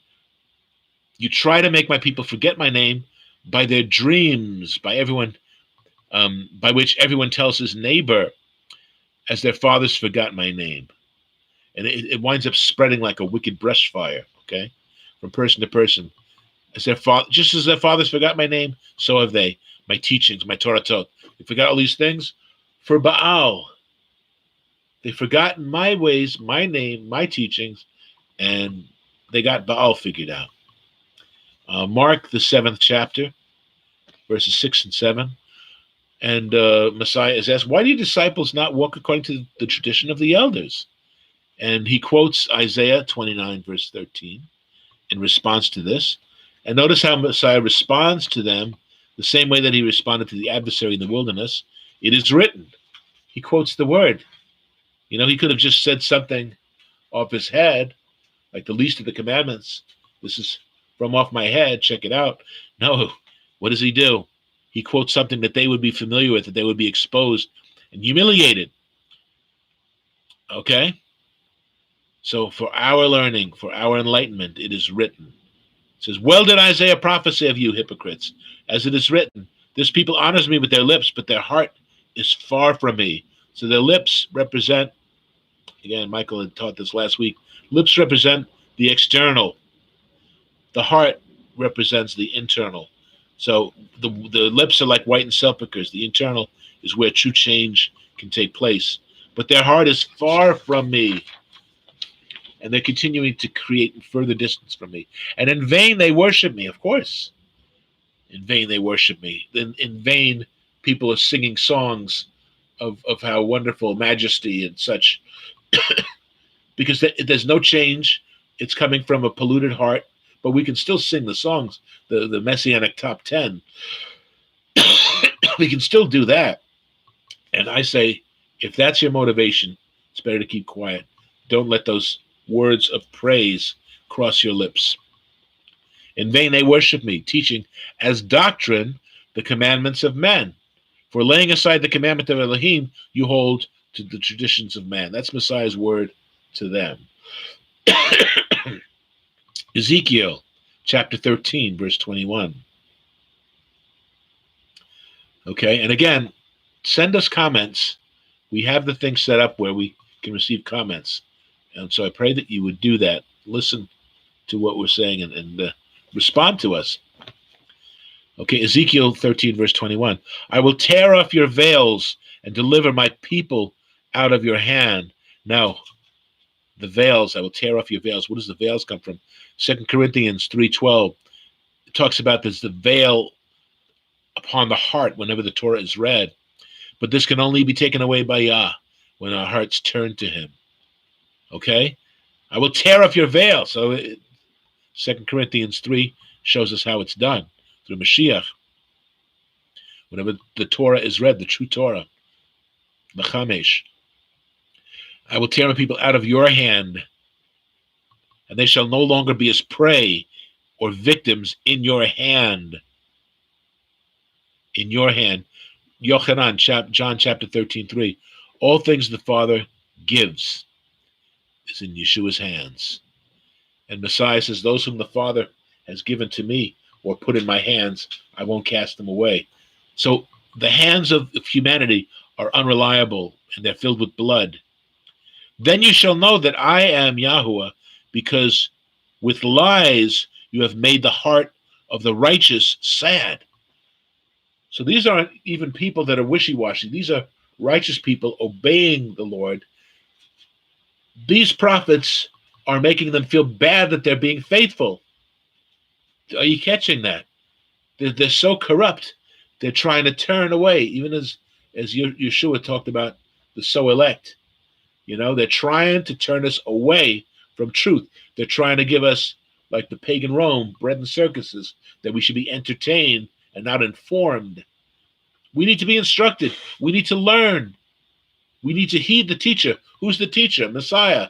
How does he teach us today? Through the body, through those who are appointed to teach. Do you see the case that I'm making here? I hope so. They shall no longer be prey or victims in your hand, then you shall know. Because with lies you have made the heart of the righteous sick, and you have strengthened the hands of the wicked, so that he does not turn from his wicked way to save his life. What a shame. It's better to do nothing than to set the fire. Once the fire is set, to do nothing. Well, maybe not worse, but it's bad. It's bad. Do not turn from his wicked way to save his life. We remove any form of salvation, of safety. You know, we poke holes in his parachute. You know, we do deliberate harm, high-handed harm. And there are those who believe that you can do this and still be a believer. You consider just teaching things that are not 100% right, but it's okay. No, if he's not preaching fullness and then claims to have the Holy Spirit, that's another whole subject. To claim that you have the gifts of the Spirit, you're speaking in tongues, you're prophesying, and yet you're preaching foolishness. It can't happen. It can't happen. The word tells us that these are ways. The Eternal gives us Beersheba, gives us the well of water, the well of oaths, Beersheba, the well of living waters. But we insist on our own little wells that are all cracked and broken. They can't even hold water. And yet that's what we want from. It's foolishness. Turn away from this way of thinking. Malachi, Prophet Malachi 2:6. The Torah of truth was in his mouth. and injustice was not found on his lips. He walked with me in peace and shalom and equity, and turned many away from iniquity. And he's speaking of Messiah and those of Messiah. This is our description. You know, we look at these passages, and we say, "Well, that's great. Talk about Messiah." Should also be talking about us, because if we are effectively presenting and representing him, it should be speaking about us also. We must walk even as Messiah walked. So we're indistinguishable from his life on this earth, is what it's telling us. The spirit is willing, but the flesh is weak. That was a stiff rebuke. That wasn't saying, oh, boys, I know how it is like. You want to, but your flesh is weak, because your Father in heaven made you a weakling that you can't possibly understand what I'm saying. But I'm still going to say these things and die for you, even though you have no idea what I'm talking about. They present Messiah as a sucker. They present Messiah as a weakling, unable to get his message across. The word says the word accomplishes everything it sets out to do. So you think he's going to be teaching to people who have no idea, have no firm grip on things, and no hope of getting that grip? You don't know who Messiah is. Continuing from the portion of Malachi. For the lips of the Kohen, for the priest, should keep knowledge, and people should seek Torah from his mouth. So where do you get Torah? Where do you get Torah? Yes, we get it from the first 5 books of Moshe. And I see people are now responding and saying things. Let's see. Let's burn him at the stake. What else does it say? Not quite that drastic. We should seek Torah from the mouth of the teacher. We should, it says. The Kohen should keep knowledge, and the people should seek Torah from his truth, because he has accumulated holy knowledge and is able to transmit the oracles of Elohim. For he is the messenger of Yahuwah. The messenger, it's Malach. It's like an angel. He is like an angel who's appointed to actively, on a mission, purposefully delivering the word. The messenger of Yahuwah, Tzvaot, of hosts. But you have departed from the way. You have caused many to stumble at Torah. So does that sound familiar? It really should, because there's a lot of people causing people to stumble. A lot of people are not fully committing. They're putting on their bathing suits, but they're going nowhere near the pool. They have no interest in getting wet, but they want a fashionable bathing suit, right? When we speak his words, it is as if he is speaking. It is his voice that we hear that teaches, not man's. Call no man rabbi. Call no man teacher. Call no man into the position of leadership, authority, or guidance in your life if they are not part of the body, provably part of the body. If they are not of Yahuwah, who is our Father and our teacher. And again, Father.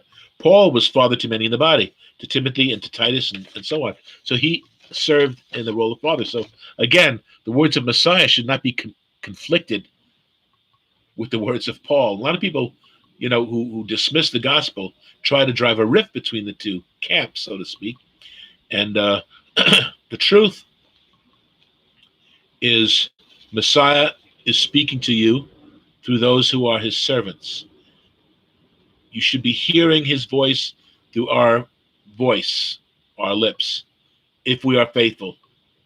And that's why we say, prove all things, test all things, prove that what we're saying is true, prove what we're saying is worth agreeing, saying your amen to it. Don't say your amens too quick. Don't say your amens too quick to anybody. That's why this is our 10th program. You can go back and watch one after another and get a sense of what we're about, what we're talking about, And there's a lot of foolishness going out there. So a united body has one singular vision, voice, and purpose. This body is directed by the singular head, who is Messiah, who does the thinking. Okay? That we must share. Messiah, he's the master and the teacher, the great Rabboni. We are Talmudim, his students. We need to learn to imitate the teacher. And I always use the martial arts to indicate what this means to be disciple, to be a talmid, a student. It's like a dojo that teaches a certain martial art. You have the sensei, who is the leader, and you have the students. And his students have to prove themselves to the sensei. They need to bow to the sensei and acknowledge him all respect. And their goal is to be taught to mimic their master, to be as good as their master, and to one day take over that sensei's job while he goes on somewhere else to establish another group. Just like Paul, he wasn't teaching, kung fu necessarily. He might have used it a couple times if he had it. So this is what a talmid is: a student who learns at the feet of his master to replicate him, to take his place. Just like we read earlier, we grow into the full stature of Messiah. We grow up into him. He's the one that we grow up into. And when we speak, it's his voice, it's his words. So the people are not sad, so that his people are rejoicing. His people are learning. They're learning how to have better control of their life. They're learning how to count their days, to appoint and each day, and to prepare for each day. Have nothing catch them off guard. We pray in the morning, guide us, Father, guide us, so we do not trip up. Okay, I'm gonna try to wrap up quickly here. I know that I'm going on for a bit, a little over an hour. Okay, so again, get that dojo, get that sensei, and the student concept. That's who we are to be like. Once we reach the pinnacle of study and ability of anointing, that's when we can do it. Remember, the word says, no novice, anoint no novice. Somebody who has no knowledge about the world or about the situations going on in the world should be anointed. You need to not just be a novice of the world, but a novice, more importantly, of Yahweh, not fully understanding the fullness of the gospel. So think for yourself only when you put on the mind of Messiah. The world is telling you, think for yourself. Don't let any bully you. Don't let people, this, that. Think for yourself. If you put on the mind of Messiah, you put on that helmet of salvation. The helmet of salvation is the mind of Messiah that Ephesians talks about. Put on the helmet of salvation, okay? Breastplate of righteousness, etc., etc. The sword of the Spirit, okay? Yochanan chapter 6, verse 45. Let me just finish. Let me wrap this up. It stands written in the prophets, and they will all be taught by Elohim. Everyone who has heard from the Father and learned from him comes to me, Messiah said. Okay? Everyone who has heard from the Father and has learned from him comes to Messiah, is drawn to Mashiach. John 19:26. But the Paraclete, the Ruach HaKodesh, whom the Father will send in my name. So again, we got the idea of a consistent and unified teacher, because he will instruct you in all things, all things. He won't hold anything out. He won't ignore a subject because it's too precious for him that you should not know, and cause you to remember, zachor, reflect, consider. Remember the fourth commandment. Remember the day of Shabbat, to keep it kadosh, keep it holy. Everything that I have told you, cause you to remember everything that I have told you. So the Ruach, if we truly have the Ruach, a lot of people say they have the Ruach and they do not have it. What is the fruit of their lips? What are the fruit of their lips? Oh yeah, I'm full with the Holy Ghost. I still carouse on occasion. I still don't quite have this teaching down pat, but I'm moving along. Ruach filled. You can't be filled with the Ruach if you're still contaminated. The vessel needs to be purified, cleaned out from inside with the fire, just purified, cauterized, and then the Ruach can inhabit. But it has to be a kadosh place. And he says, peace I leave with you, my peace I give to you. And the word for give is dudami, which means I teach you. My peace I teach you. I instruct you of my shalom. Peace I give you. Okay, what is this peace about? No. He's saying the peace I instruct you what it is. What is his peace? What is his shalom as opposed to the world shalom? So again, let's wake up and understand his teachings. We must be taught of his peace and his shalom. Do we learn and practice his shalom? Do we learn about it? Do we understand it? We're going step by step. Are we learning it? Are we walking in it? Luke 6, verses 40 and 46. A disciple is not above his teacher, but everyone who is perfectly trained will be like his teacher. Again, that dojo, that mindset, right? Disciple's not above his teacher, but level with the teacher. Shouldn't be below either, because expectations, he has great expectations for us. The book, Great Expectations by Dickens, right? He has great expectations for us. He wants us to see eye to eye. But everyone who is perfectly trained will be like his teacher. And then he says in 46, hello, listen to this one. Luke 6:46. But why do you call me Adon, Adon? Why do you call me Lord, Lord, and do not do the things which I say? If you love me, keep my commandments. Observe, guard, shamar, treasure them. You are my friends if you do what I command you. 15:14 of John. You are my friends. When we think of that song, what a friend we have in Jesus. It's a lie if we do not walk as he did. What a friend we have in Jesus. And I don't mean to downplay that song necessarily, but we're so quick to sing songs that have no connection to the heart, to the mind, to reality. We got to sing and make melody in our heart to Yahweh, that which is true in spirit and in truth. As the Father sent the Spirit to be the helper, and the helper is one who is called to assist others, so he sends us to do the same thing. The Ruach is now within us, or at least around us. He has sent him, and we are sent to learn by doing on-the-job training and to do what is correct, not to stumble on the same things year in and year out. For 10, 15, 30 years later, we're still struggling with things, and we still got the Holy Ghost. Just be careful. Just be careful, Mishpacha, family. And I'm going to read a couple more verses, and I'm going to end here. Romans 2:21. You, therefore, who teach another, you know what's coming, right? You who teach another, do you not teach yourself? You who preach that a man should not steal, and again, that's Torah, right? That's Torah. He's teaching the commandments. I got my Jesus. I don't have to keep the commandments. I finally left this one congregation after the last sermon was, a true Christian does not need to keep the 10 commandments. Okay. So, needless to say, I went out and committed adultery and killed somebody on the way out because, hey, why not? Think of how foolish that is. Do you teach yourself? Do you preach that a man should not steal? Do you steal? Oh, I need you to send money so I can stay on the air. If you forsake me and I miss we're going to throw us off the air. If you were really people of faith, you'd be buying me, planes and mansions and all the other stuff that a good minister of the word needs. Horrible, horrible. And I've always said if they're so faithful, why don't they pray for Elohim to pay them directly instead of passing the guilt of non-belief onto the fragile little lambs in the flock that's been duped and have been made sad by their preaching, as we read from the prophets. Okay, Yaakov, which is the book of James. Okay, I'm going to quiz you on that.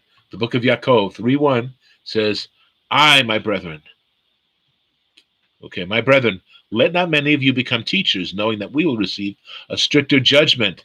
To whom much is given, much is required. Okay, so by me laying myself bare every Sabbath, I better be knowing what I'm talking about because I'm going to be judged more than you. Okay, so we have to make sure before we open our mouths that it's Yahweh who speaks through us.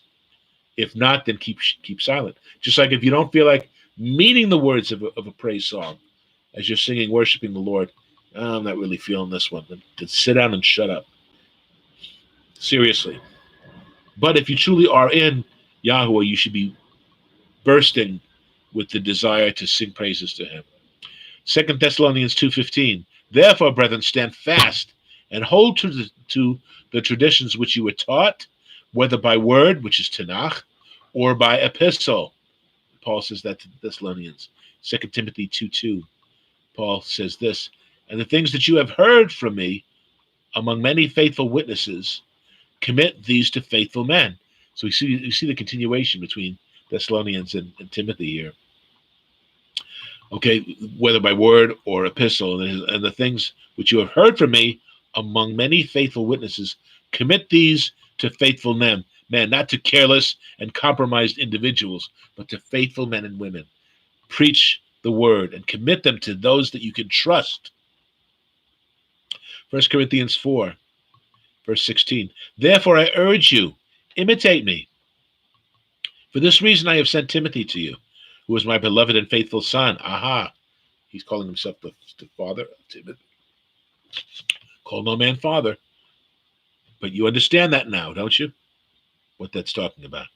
My faithful son in Yahuwah, who will remind you of my ways in Messiah, not my ways outside of it, but my ways that are immersed in Mashiach, as I teach everywhere, in every congregation.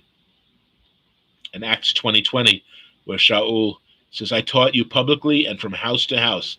Well, from our house to your house, we are teaching you these things. And again, there's a lot of things I could have included in this message. Matthew 5, the whole chapter. But the point of he who breaks the commandments and teaches others to do so are least in the kingdom.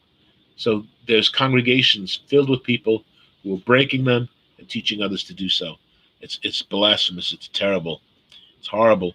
The Great Commission in 28, verse 18 and to 20, Yeshua says, teach them to observe Shamar, all the things that I have commanded you. So there's one standard. You know, there's one body. One Yahuwah, one. And those who try to diminish the importance of that unity, we're going to pay a price. You know, the teachers are going to be judged harshly. And that's why we got to make sure that we're checking up on the things that we're saying and the things that we believe. So I want to thank you for listening.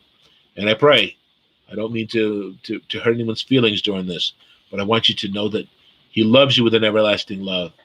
And he wants us to be his Talmudim that are now learning of him deeper things and moving and making progress in our lives. So let us do that. Let us move forward. Amen. We'll take a little break before I pass you on to Michael. If you're ready for Michael, you know. But I'd like to first read from Devarim, the book of Deuteronomy, chapter 5. We'll read the Devarim, the 10 commandments, the 10 words.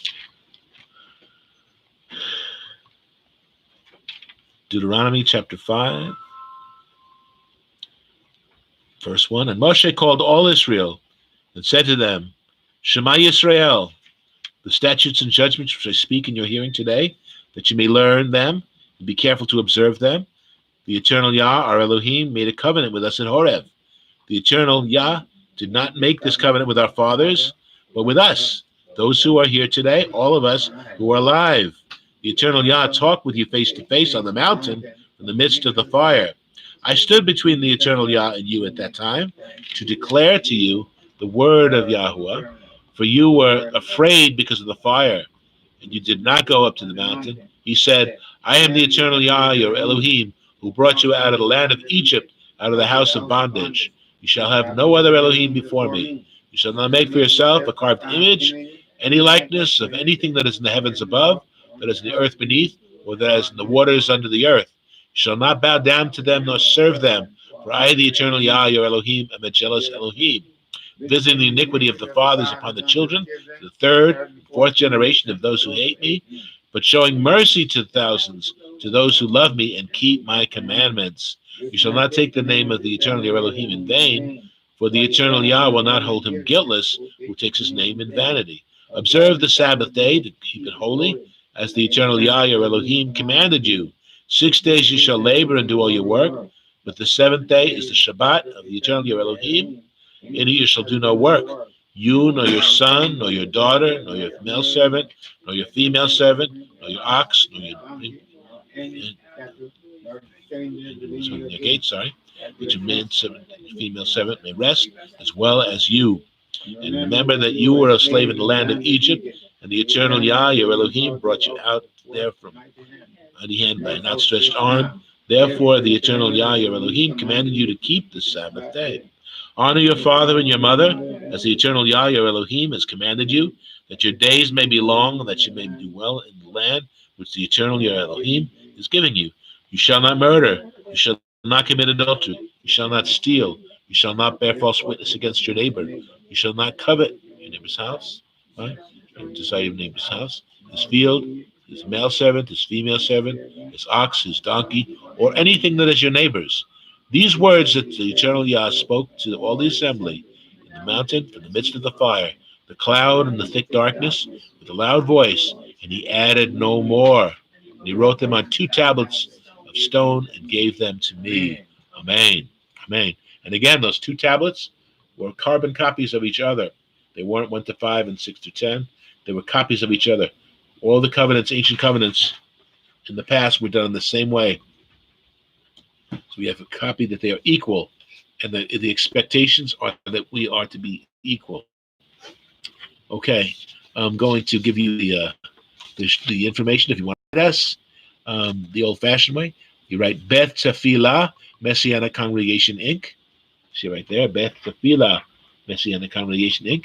And that is P.O. Box 170384. And that is in Ozone Park, New York, 11417. Okay, and our email address here is milkakorn@AOL.com. Yes, we still have an AOL thing there. So I've kept it open because we've known a lot of people over the years, and that's the one way to reach us, just like our phone number is there. I'm not going to say that over the thing, but you can see that. Okay, I just want to continue this the seriousness and severity of these words, and I just want to say a quick prayer. Avinu Malkeinu, our Father, our King, we thank you this day, your Shabbat, that we cease from foolishness, that we cease and we take this day seriously. We glorify your name, Abba. We are so grateful of the great things that you have done for us, and continue to do for us. You continue to teach us and instruct us and hold us to your holy standard, that you expect us to meet your standard, not to surpass it, not to fall short, but to meet it head on. And I just pray that we all take this seriously, and that you meet the needs of all the mishpacha, all the chavarim who are listening and watching us, Father. We thank you because you are watching over us and making sure that we are faithful, and that your words come from our lips, and that you are pleased with what you're hearing, Father. And you're pleased by the way that we are receiving these things. So again, we give you thanks and praise for all things. B'Shem Yeshua Meshikenu, in the name of Yeshua, our wonderful Messiah, we give thanks. Amen and amen. Amen. And without further ado, I'd like to pass the torch to my good friend, Michael. Let me come a little closer. Am I on? You are. Yeah.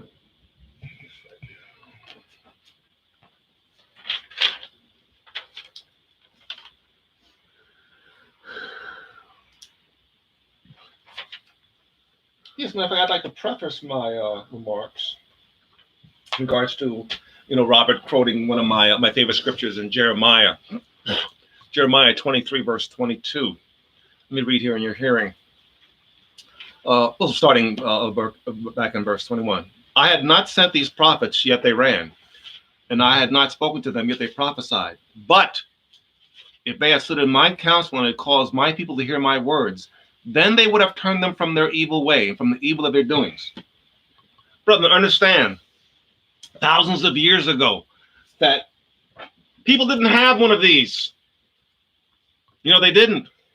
It was extremely expensive. I forget how many skins of lambs it took to make one scroll, but it was an extremely costly endeavor. A whole lot of money. Your average person, couldn't do it. You had to be rather rich. It was something like several dozen skins to make one scroll, and so it was extremely expensive.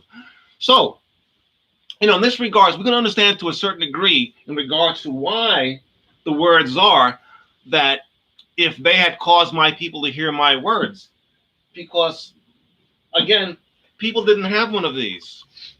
It wasn't something that was regularly known. And especially the times when there was no prophet, all the prophets had become false.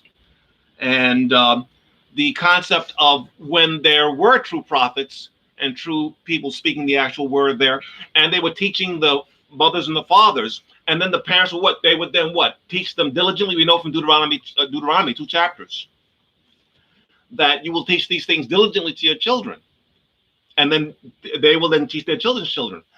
But things happen within the corruption within Israel and Judah that stopped that process, that the fathers and the mothers, the family, didn't have those proper priests and Levites to properly teach. So the word fell into corruption. So we can understand in some degree that's why the responsibility says that if the prophets would have taught the people, then they would have turned. But there was some people, we didn't know. We didn't know this. We couldn't go to our bookshelf and pull down one of our 10 Bibles and read it. They didn't have that. That being said, it is extremely distressing that even though since Gutenberg's printing press, and this is several hundred years ago, and everyone has one of these, everyone has 10 of these, 15 of these. I've got maybe like 30. You got, bro, I know you got a bunch. Well, all of us have a bunch of these.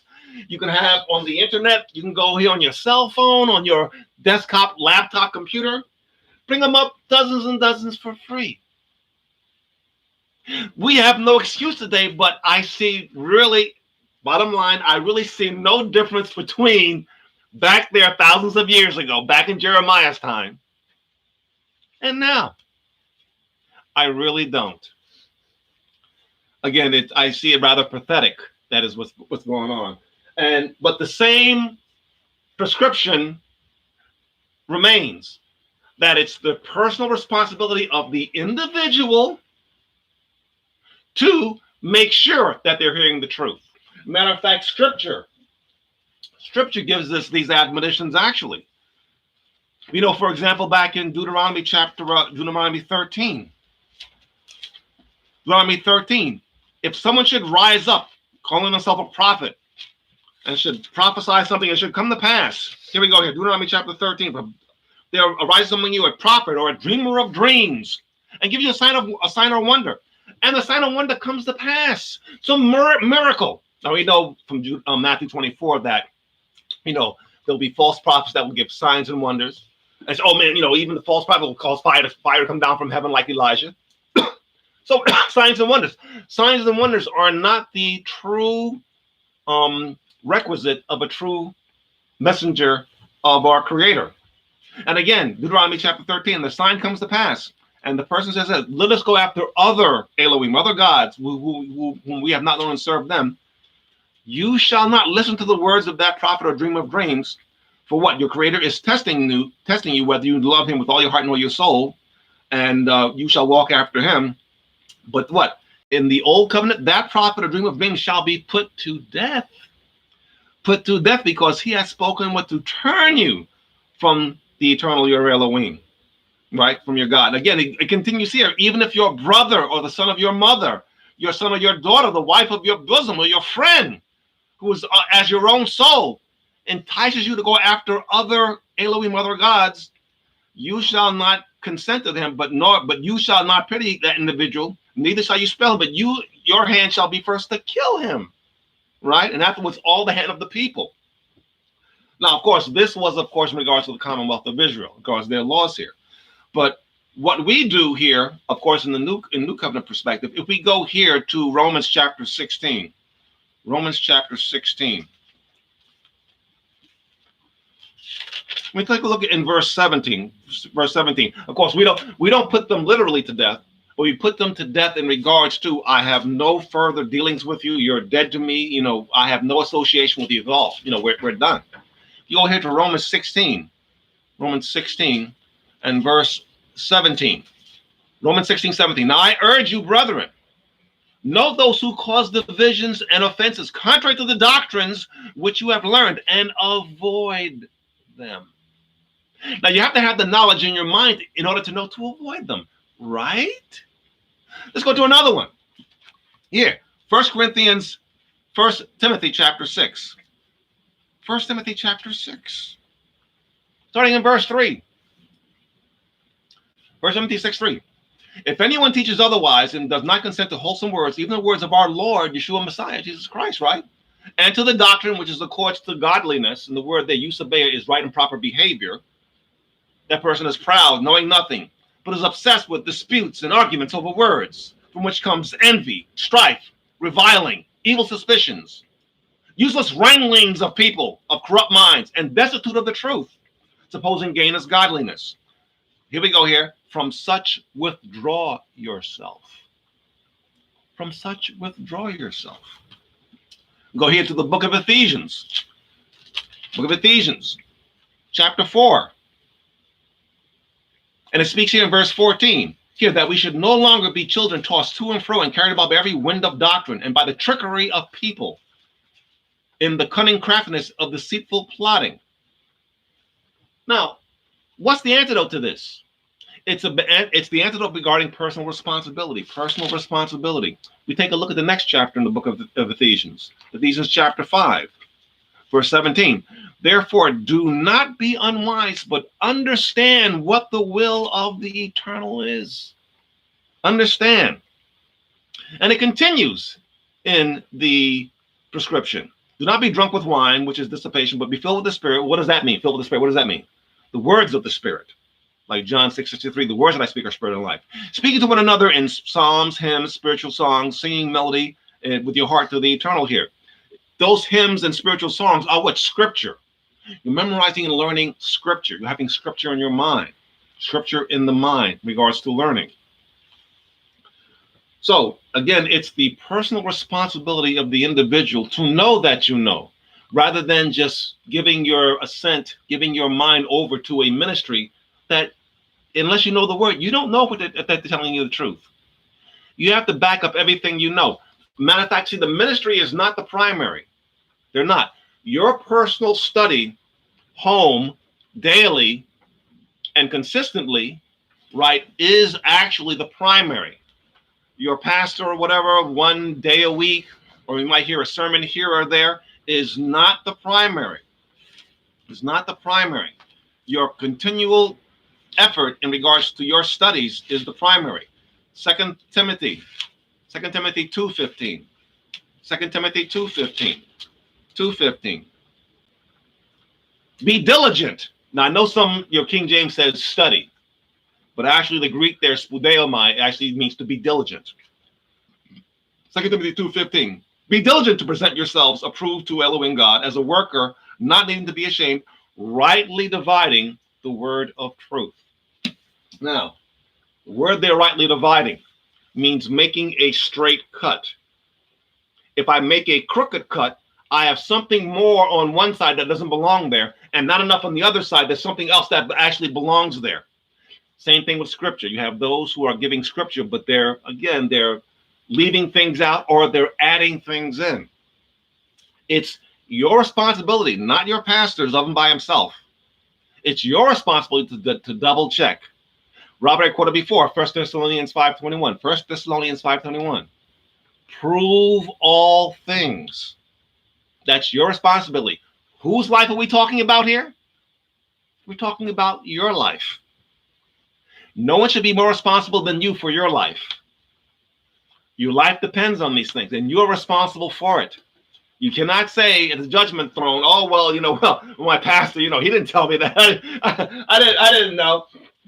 That's not going to fly. It really is not. It really is not going to fly at all. And you see, the words of life you actually have this right here in your lap, on your shelf, on your cell phone. You actually have this. And again, and it's not so hard, in actually finding these things out. If we go to the book of Proverbs, real quick, just a couple of scriptures here. I didn't even begin my time yet. I'm just, a shameless plug here. But no, not a shameless plug. Book of Proverbs, chapter 25, one of my favorite verses. Pretty much every verse is one of my favorite verses. It's hard to say, Proverbs chapter 25, verse 2.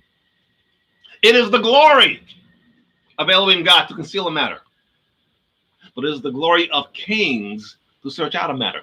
There are things here that are, in a sense, concealed. It is the glory of our Creator to conceal things. Right? Things that, from Isaiah 28, they're line upon line, here a little, there a little. The things that are like hidden, to whom will he teach knowledge, those who are drawn from the milk. So, yeah, it is the glory, and the glory of kings. This is how you know if you're going to be royalty or not, is if you're the one that can find the answers with things that are hidden there. So what are we saying? It takes research. If he conceals it and he hides it, it's up to you and me to find it. That means looking at concordances, the language, lexicons, showing a word there, how's it used in context. It's up to you to do that. One easy example, Shabbat. What does Shabbat mean? Rest? Stop. Rest. It means stop. I had rest, and then I got stop. It means to stop. One click on a button on a computer or a cell phone, and you got 73 references in regards to the verbal form of Shabbat. And it's right there. It's hiding in plain sight. But virtually no one knows it. Because, again, the work of the prophets to deceive and those who are ignorant and teaching what they teach has done so. What about grace? What is grace? How would you define grace? See, you're silent. No one wants to get in trouble. Robert. Let me pick on Robert here, my friend here. Robert, what's grace? No. Okay. Now, we all know that people, you've heard it all, are merited favor. That's not what grace is. It's not what grace is. Matter of fact, we covered some of that last week and we'll continue to cover. But again, brethren, we are responsible. You are responsible for your life, for your salvation. And bottom line, that's the final call when you get to it. And just one more scripture. We go to John chapter 12. Because again, we have these things 44 and 45 here. 47 and 48. If anyone hears my words and does not believe, I do not judge him. For I did not come to judge the world, but to save the world. He who rejects me and does not receive my words has one that judges him. The word that I have spoken will judge him on the last day. The words that he has spoken are in this document, the Bible, and each of you has at least one of these. You have your judgment in your own hands, in your own lap. And you are responsible to double check and to know it. Make believe your life depends on it. It would be a good idea. You know why? Because your life does depend on it. So be diligent in these things. Now, with that said, let's continue from last week in our study in regards to Shabbat. Let's continue with our study. Now, last week we left off in regards to Noah. We were looking at the word Noah. It's this word here, Noah. Remember we said before in the fourth commandment in Exodus 20 and Deuteronomy chapter 5, we have this word here in regards to rest, R-E-S-T, rest, Noah. Now this is the verbal form. And this is what's called a hollow verb because it has two main letters in it. The middle letter here, the vowel letter here, is added because of a vowel, because a hollow verb has to have a vowel here. But the root word of this word is here, noon and het. Actually, this actually is also the name of a person, Noah. Now, something I wanted to show that I'd mentioned before in Genesis 6:8. Remember we said before that the earth was filled with wickedness and the thinking of human beings was only evil continually. And in verse 8, but Noah found grace in the eyes of the Eternal. Now, remember I said that the word there, Noah, was a transposition of the word grace? The first three words, Noah, Matzah, Mem, Tzadi, Ayin, is the word to find. Noah, Matzah, found Cain, grace. First three words. Now you notice here we have a noon for Noah, noon and a het. Grace is a het and a nun. The transposition of Noah, nun, het, is het, nun. He's showing here that grace, right, the story of Noah is actually now defining the story of grace. And what did we see before? Now we know in regards to grace, we know in regards to that salvation, because again, salvation was in the ark. We know from Philippians 2:12, work out your salvation with fear and trembling. Work out, that means it takes diligent effort, correct? And we saw from Genesis chapter 6 that what? Remember we saw here? Noah found grace, and it continues, in the eyes of the eternal, of God, of Yahuwah. He found grace. It does not say that he gave him grace. He was surveying the earth, and he found this man here, Noah, was what?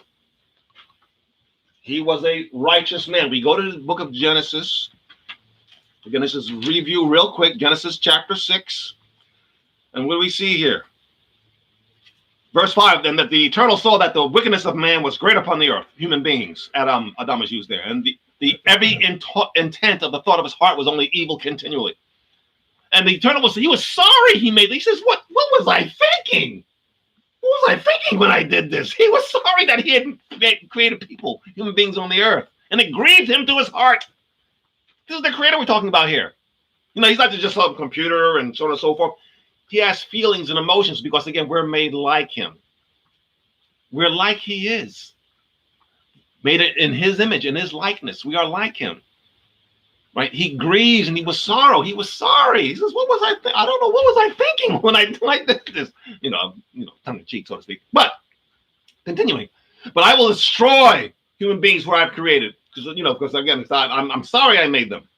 But Noah, verse 8, found grace in the eyes of the eternal. Why? Verse 9, this is the genealogy of Noah. Noah was a just man, perfect in his generations, and Noah walked with Elohim God. That's why he found grace in the eyes of the eternal. Same thing in chapter 7, verse 1. Then the eternal said to Noah, come into the ark, you and your household, because I have seen that you are righteous before me in this generation. That's why. Unmerited? No. What was the requirement for Noah to receive salvation in the ark? It was to be righteous. And again, the eternal did not levitate Noah and the family up from the water floods.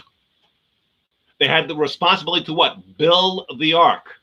Even though he was righteous, even though he was a just man, even though all those things, he was still responsible to now work the salvation to build that ship, to save himself and the family. Unmerited favor? Unmerited favor is that, no, the angels would have came down and built the ship for him. Or when the floodgates came, the waters, the great deep broke forth in the sky, rained down, he would have just levitated off the, that would have been unmerited favor. I'm not responsible. I don't have to do anything. But he had to labor and do shipbuilding in order to save himself. That's the context that we have there regarding grace. So again, because you're going to, why am I mentioned this last week, because probably all of you have heard that unmerited favor, no responsibility, no requirements, nothing, no work. And that is not what grace is there for. We read before in the reading at the beginning of the program in regards to Hebrews chapter 3 and Hebrews chapter 4. We know from the last verse in verse 16 of Hebrews chapter 4, grace to help in time of need from what? The previous verse in regards to sin. Grace to help in regards to sin. We know this from 2 Corinthians 12:9. My grace is sufficient for you, for my power is made perfect in weakness. Grace is equated there with power. And weakness there is not from weakness in being in sin. It's weakness from that Paul was, in a sense, having these visions, these revelations that he was receiving. And he became kind of like elevated in himself. Wow, I'm receiving all these revelations. He was feeling kind of elated with himself. And so what? A thorn in the flesh was given to Paul. Why? Lest he be too elevated by these revelations there. It was there to bring him back down to humility. In fact, let's look at that real quick. We go to 2 Corinthians 12. 2 Corinthians 12:9. Look at this real quick. Yeah, I know. I'm always saying real quick. 2 Corinthians 12:9. Again, because we have a lot to cover today. 2 Corinthians 12:9. Again, but this is critical. This is about grace and understanding what grace means. All right. Verse 1 real quick. Doubtless probable I will come to visions and revelations. I know a man in Christ who 14 years ago, whether in the body, I don't know. The eternal knows. He knows, so and so, right? Paul is actually speaking of himself as you continue the context there. And he was caught up to the paradise and heard inexpressible words, which I will boast, but I will not boast of myself. I'm not boasting of myself, right? Okay. But though I might boast, I will speak the truth, but I will refrain lest anyone should think me above what he sees or hears from me. God's being elevated. And lest I should be exalted. There he is. He's giving it away. He's saying that it was him who he's talking about. And lest I should be exalted above measure by the abundance of revelations, a thorn in the flesh was given to me, a messenger of Satan to buffet me, lest I should be what? Exalted above measure. Now, concerning this, I pleaded with the eternal, with the Lord 3 times, let this depart from me. And he said again, my grace is sufficient for you, for my strength is made perfect in weakness. Therefore, Paul says, I will therefore gladly boast in my infirmities, that the power of Messiah, the power of Christ, there is right there, may rest on me. That's what grace is, the power of Christ there. Therefore, I take pleasure in infirmities, reproaches, in needs, persecutions, distresses. For when I am weak, then I am strong. That's not about weakness in regards to sin. It's about situations that, lest he should be too exalted, heavy burdens were coming upon him to keep him in line in regards to his thinking from being elevated. So don't think in regards to my power is made perfect in weakness. Oh, well, if I'm just weak in sin, so then his power is made perfect in me. That's not what he's saying. It's not what he's saying at all. In humility, we read before in James chapter 4. James chapter 4. Verses 5 and 6. Or do you think that the scripture says in vain, the spirit which dwells in us yearns jealously, but he gives more grace? Therefore he says, Elohim God resists the proud, but gives grace to the humble. What do we see here? That he resists the proud. Does he give grace to the proud, a merit of favor? Or is there a requirement? He gives grace to the humble. There's a requirement. There's something that must be done that is not unmerited. There's a requirement. There's a responsibility. There's a prerequisite for that. And again, the spirit which dwells in us, the spirit, it dwelt. We have a very jealous of our own spirit. So what does he do? He says that I give you more power to overcome that issue you have that you're going through right now. I give you more than enough power, stronger than what you're going through, in order for you to not overcome it. That's what grace is. But what we saw, is again, humility. Humility. The same thing in 1 Peter chapter 5. 1 Peter chapter 5 and verse 5. 1 Peter 5:5. Again, the same thing. He says the same thing again here. Likewise, you younger people, submit yourselves to the elders. Yes, all of you, be submissive one to another, and be clothed with humility. Clothed with humility is external, right? Your clothing is external. You also have internal clothing, but when he uses the word being clothed, he's talking about really that external, primarily. Why? Because he said here, right? Because God Elohim resists the proud, but gives grace to the humble. Therefore, humble yourselves under the mighty hand of Elohim God, that he may exalt you in due time. So again, we see there's a responsibility that we have to humble ourselves. Matter of fact, one of my favorite ones, and I guess every verse I mention tends to be a favorite one, but Isaiah chapter 57. Isaiah chapter 57, verse 15. I love this one here. Isaiah 57:15. For thus says the high and lofty one, who inhabits eternity, whose name is holy. His name is holy. I dwell in the high and holy place. Is that all? He continues. And I dwell with him who is contrite and humble of spirit, to revive the heart of the contrite ones. Again, Isaiah 57:15. I am the all that of all that's. I dwell in the high, I inhabit eternity. I dwell in the lofty place, in the high and holy place. But I also dwell with that individual who is contrite, humble, spirit. Why? And why does he dwell there? Because that individual is not full of themselves. That's why. You ever meet someone that's really full of themselves? Me, my attitude, my this, my that, and so on and so forth. I'm great, and blah, blah, blah, blah, blah, blah, blah, blah, blah, blah. You can't tell me nothing. That person's full of themselves. There's no room for our Creator to enter in, right? To say, no, this is what my word says is what it is. I determine what ethics are. I determine the attitude. I determine the protocols, how you should handle. No, you don't tell me what the hell. I do what the hell I want to do. Right? That's full of yourself. So you have to be what? Contrite and humble. We saw the same thing we saw here in 2 Corinthians 12:9 regarding the Apostle Paul. You have to be empty of yourself, dead to self. Not my will, but your will. Remember Messiah? Remember? Right? If possible, let this cross pass from me. You're going to be beaten, ripped to pieces, right? And then put up on that cross to be crucified. No, if it's possible, let it pass from me. Great drops of blood were coming from him. Nevertheless, I have to empty myself. That's my personal desire. I have to empty myself from my personal desire and give in to your desire. Nevertheless, not my will, but your will. I have to endure that cross. I must. That's the extent of obedience that we're looking at here. You're called to go to death. Okay, if that's what I'm called to do, then that's what I'm called. That's my decision from the Creator. His will be done. If I gotta go, I gotta go. That's the extent we're talking about here. We're talking serious life and death issues here, and your life we're talking about here. We're talking serious things here. So humility, you must be humble to receive that grace, that power. Now you know that he went through it willingly. We know that for the joy that was set before him.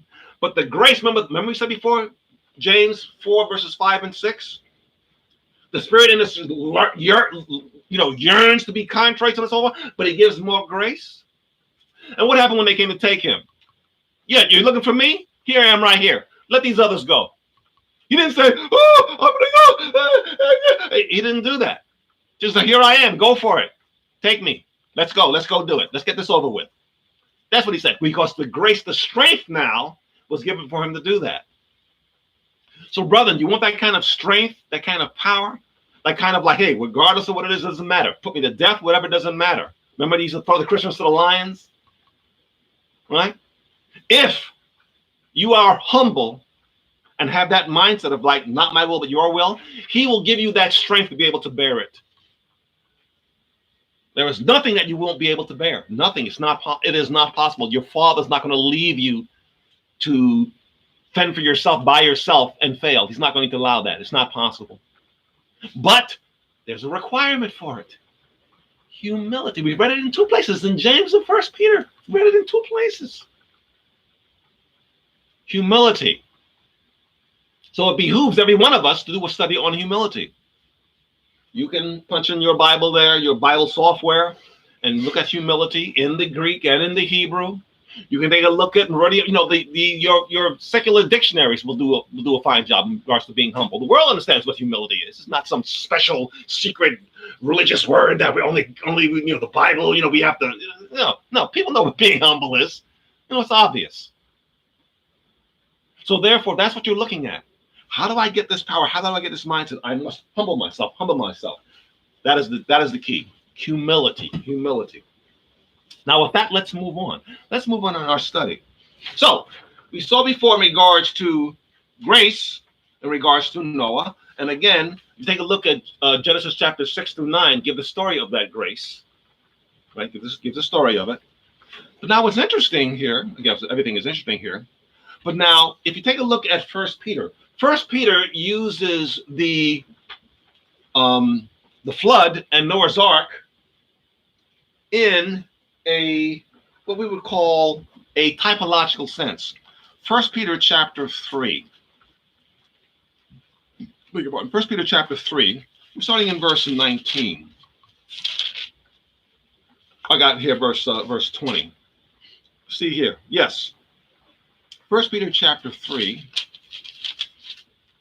It's right here in verse 20.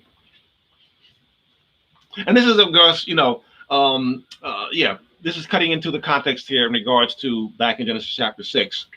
When Messiah says here, he went to preach to the spirits that were in prison, who formerly were disobedient when the divine long-suffering waited in the days of Noah. Here we go, the days of Noah. While the ark was being prepared, in which a few, that is, 8 souls were saved through water. 8 saves were sold through water. Now, he's using 8 typologically there in regards to, again, the triposition of shaman is a number in Hebrew for 8, but nishama, the typosition, the nun in the front, makes it what? The word equated with spirit, ruach. Continuing. There was also an antitype, right? The issue in regards to Noah is a type, and also now baptism is a corresponding type. That's what anti means in that regards to a corresponding type. There are 2 types here. Not only in regards to Noah's Ark and being raised up, but also in regards to the baptism in regards to what? Sin. Which is also a corresponding type, which now saves us. What? Baptism, what? The removal of dirt from the body? No. But the answer of a good conscience toward Elohim God, through the resurrection of Messiah. What we'll be looking at here. That the ark, in regards to Noah, represents what? Also the conscience, the thinking, the mind. You know why he uses that aspect in regards to 8 souls? Why is he mentioning the 8 souls? Why would he mention that? He's mentioning that because he's making a point in regards to the use of shaman. Let me just show real quick. This is the word here, shaman. Yeah.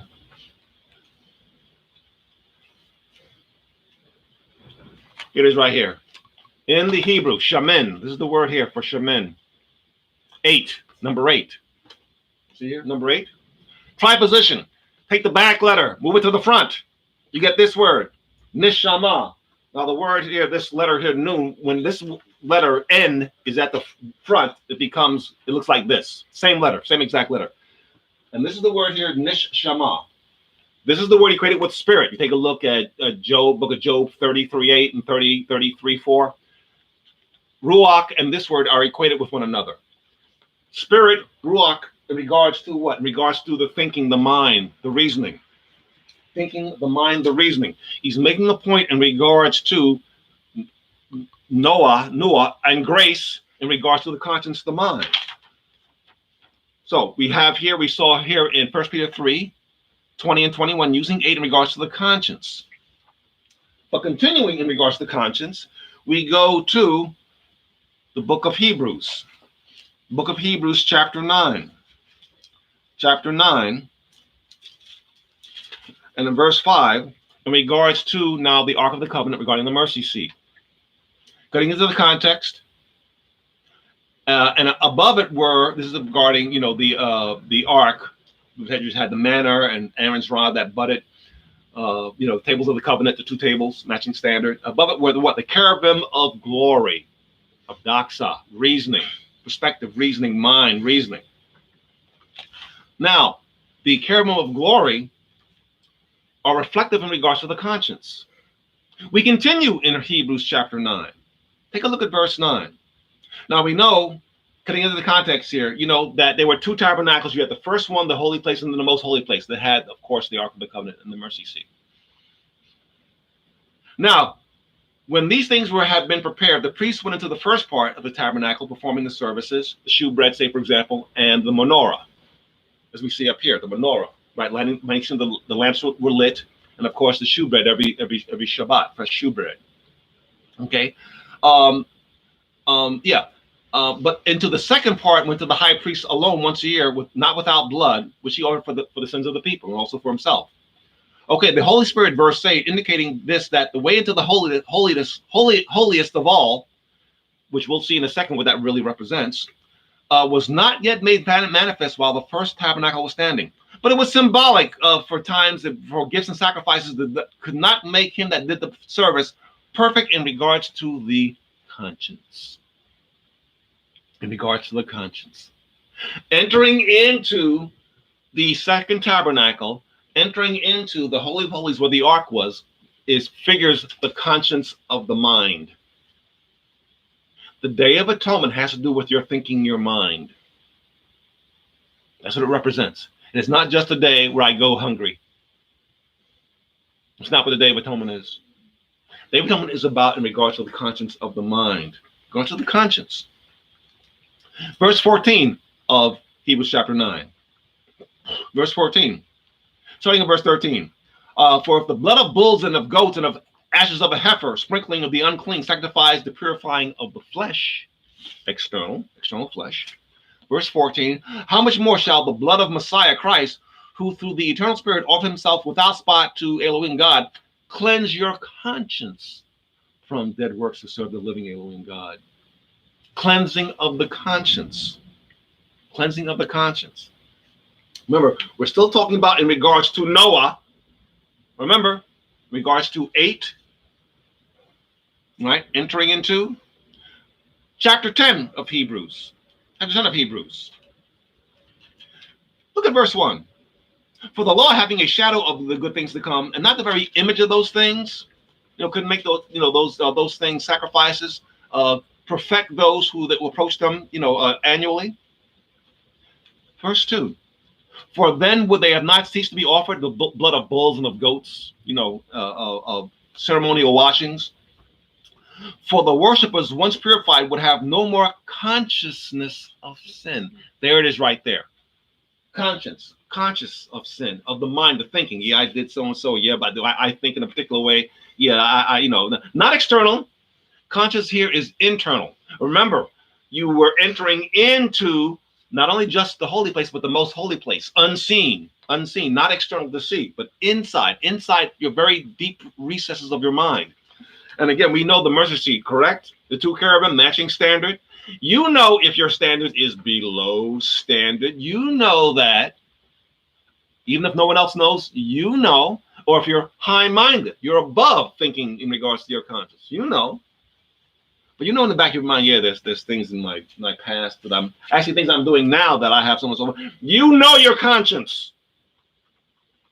This is what we're looking at here. So that was verse 2 of Hebrews chapter 10. Look at verse 22. Again, we have 4 verses here in Hebrews 9 and 10 in regards to the Day of Atonement, in regards to the conscience.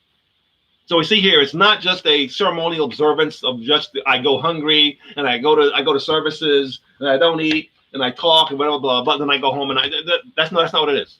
We're talking about now in regards to your conscience and your way of life. Verse 22 of Hebrews chapter 10. Cutting to the context, it seems to be, and having a high priest over the house of Elohim God. Here we go.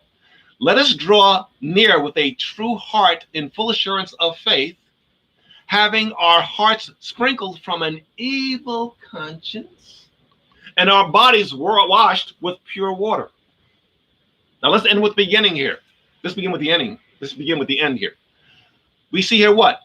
Having our hearts sprinkled from an evil conscience. Heart is internal. You don't see my heart. It's inside. But my body, you see. You see my arms, my legs, my head. You see my physical body. So he's covering 2 bases here.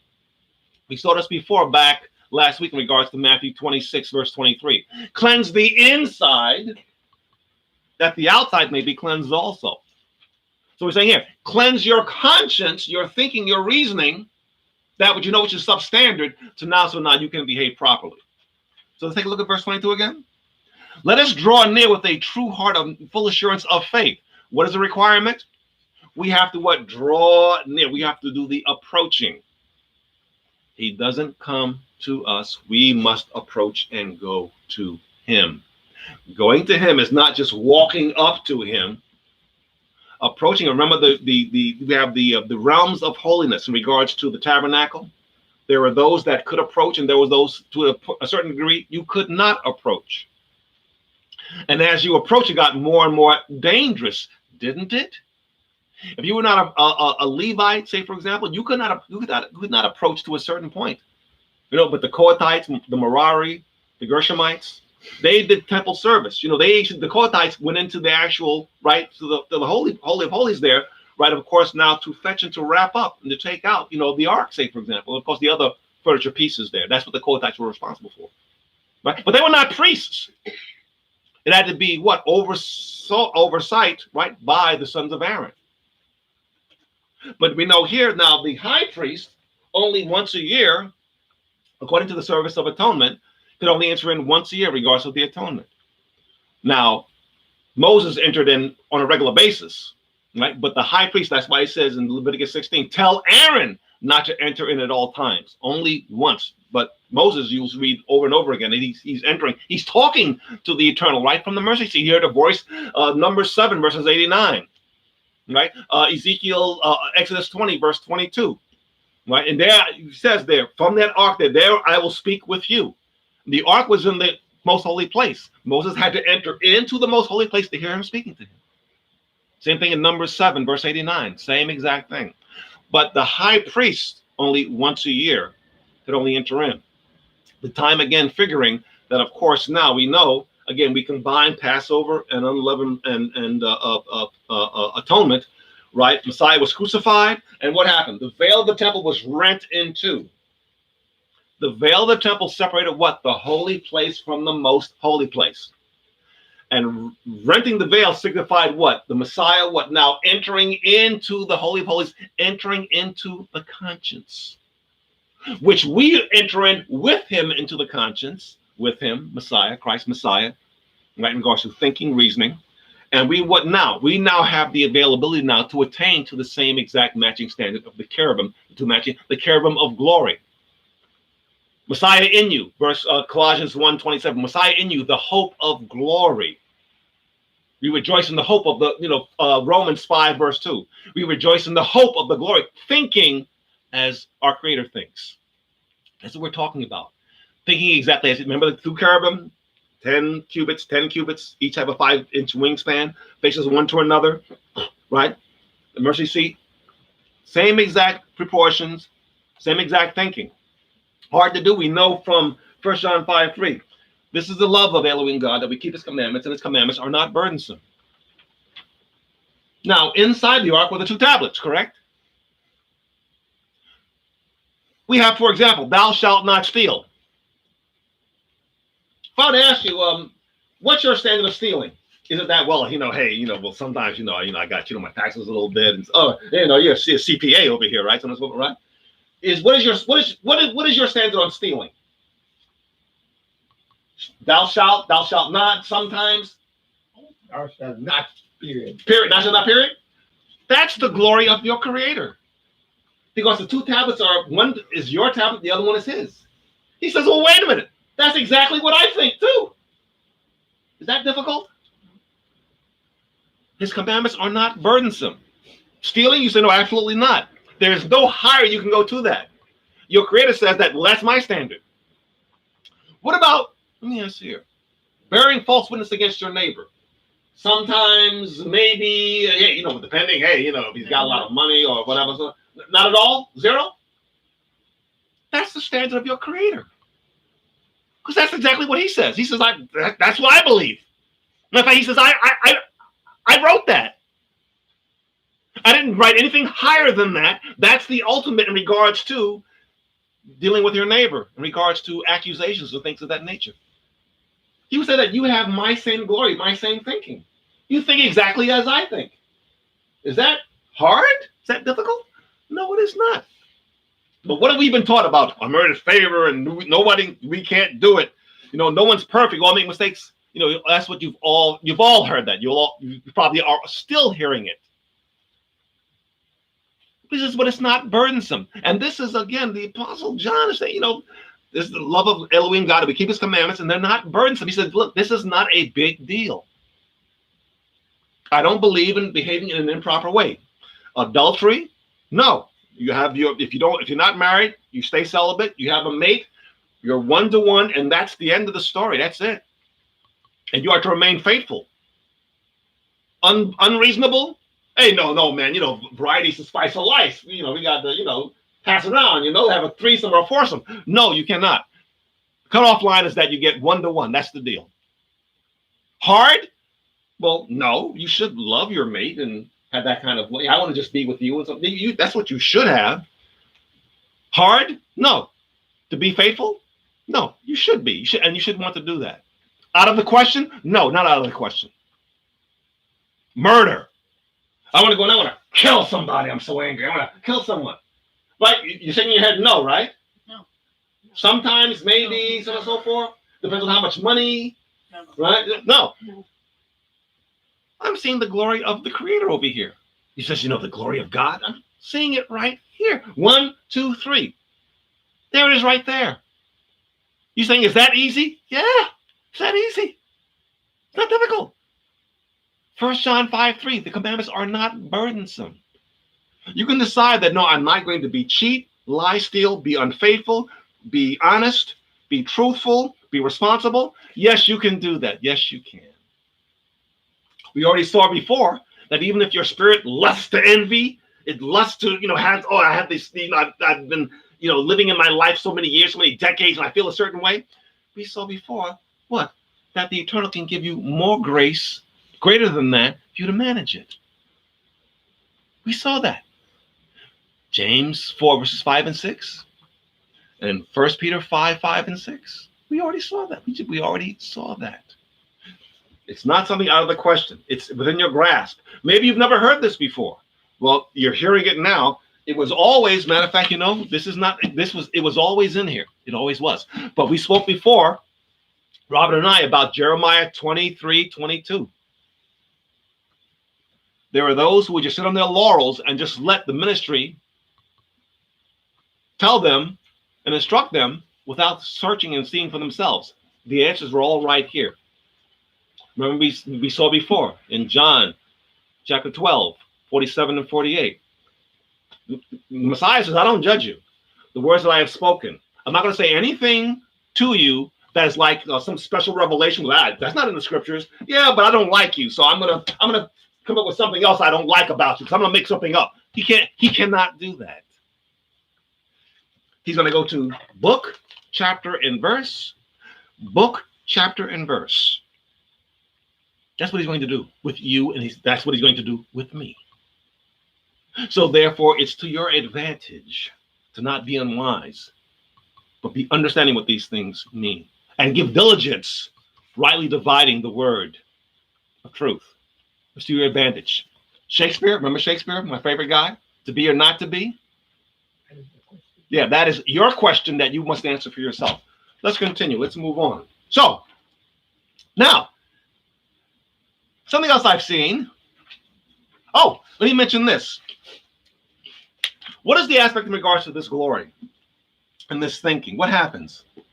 If we go to the book of Romans, chapter 2. The book of Romans, chapter 2. Now, this is in regards to, quote unquote, the Gentiles, those who are not believers. But he makes an interesting parallel here in regards to those who what?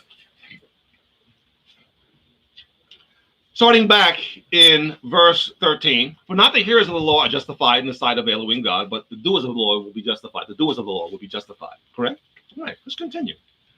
For when the Gentiles who do not have the law do by nature the things in the law, these not having the law are a law unto themselves. Let's finish here. Who show that the work of the law written in their heart, their thinking, and their conscience. Oh, didn't we hear that word but conscience before? Conscience bears them witness between themselves in their conscience. You ever meet people, and I've met plenty of them. Yeah, are you religious? No, I'm not religious. You're not. And I never went to church. Well, maybe when I was a kid, maybe I was 4 or 5, but after that, I didn't go to church, whatever. And you ever meet people that you ask them about, why do you, but, I've seen people that behave properly, respectfully, don't steal, don't lie. And I've asked them, excuse me, Miss, Sir, raised by my parents with good values, like good ethics, responsibility, and they weren't necessarily religious. You know, maybe my grandmother, I don't know, maybe, you know, when I wasn't with her, maybe she went to church, but I don't know. But they taught me, no, do your homework, be responsible, don't lie, tell me the truth. And I learned at an early age to be responsible, to be honest, and it was just in my nature. We have those people here, the Gentiles here. There are people, and I've asked plenty of them, why are you, you know, why are you faithful? You know, aren't you feel you're missing out? He said, no, I don't feel like I'm missing out. No. And one of the things I've always heard from people that always got me was they would say that, you know, this is the way that I see it. I remember I used to work with some of my partners, and I had one guy. I remember one guy in particular that he was engaged to be married. Oh, so you're going to mess around? You're going to cheat? He says, no, absolutely not. I said, why not? He says, that's disrespectful. I says, hold on. You mean to tell me if some, you know, he was a guy, some hot chick came up on you and said, hey man, you know, I like you and let's go for it. And he said that if she has a boyfriend, he says, no way. He says, that's disrespectful to her boyfriend. I would not do that. Now, he had no reason to lie to me. He had no microphone in him that, you know, people were listening and so on and so forth. And he wasn't religious. Trust me, he wasn't religious. He says, no. He says, that's disrespectful. You believe, you know, you believe in God? He says, no, he doesn't. No, he doesn't believe in God. He would like curse God in a sense. I remember one time. But he says, no, but he says, that's disrespectful. No, I will not. I knew another guy, one of my coworkers, former coworkers, that cheating about, you know, oh, you're going to get married, you're going to cheat on your wife. He says, no, absolutely not. He says, no, that's wrong. You can't do that. And I asked him, why? He says, he was raised in his family to respect family, to love family. I saw my mother and my father, so on and so forth, right? And to me, it would be against my conscience to break the bond that I saw that them have. I can't do that. And he had no reason to lie to me. He wasn't religious, full of the words, cursing, blah, blah, blah, blah, you know, he says, right? But he says, no, absolutely not. Now, I know people, I've met people like that. And it's, guess what? It's written on their heart. What is the new covenant? Not in tablets of stone, but what? In tables of the heart, the conscience. Right? Not the covenant I made with their fathers. We go back to the book of Hebrews, right? Let's go back to the book of Hebrews. Hebrews chapter 8. We'll see it's actually referenced twice. Once in regards to Israel and once in regards to the church, the ecclesia. See it twice. Matter of fact, first, real quick, let's go to 2 Corinthians chapter 3 real quick. 2 Corinthians 3 real quick. Because remember, he says, I have to make a new covenant, not with the covenant I made with their fathers. Right? Because what? They failed to keep that covenant. But I'm going to make a new covenant. Check out 2 Corinthians 3 here. Verse 3. Clearly, you are an epistle of Messiah Christ, ministered by us, written not with ink, but with the Spirit of the living Elohim God, not on tablets of stone, tablets plural, not tablet, but fleshly tablets of the heart. Tablets of the heart is not tablet of the heart. Tablets, plural, of the heart. Your heart, your thinking has, in a sense, two tablets. Your conscience. There's the you, and then there's the standard.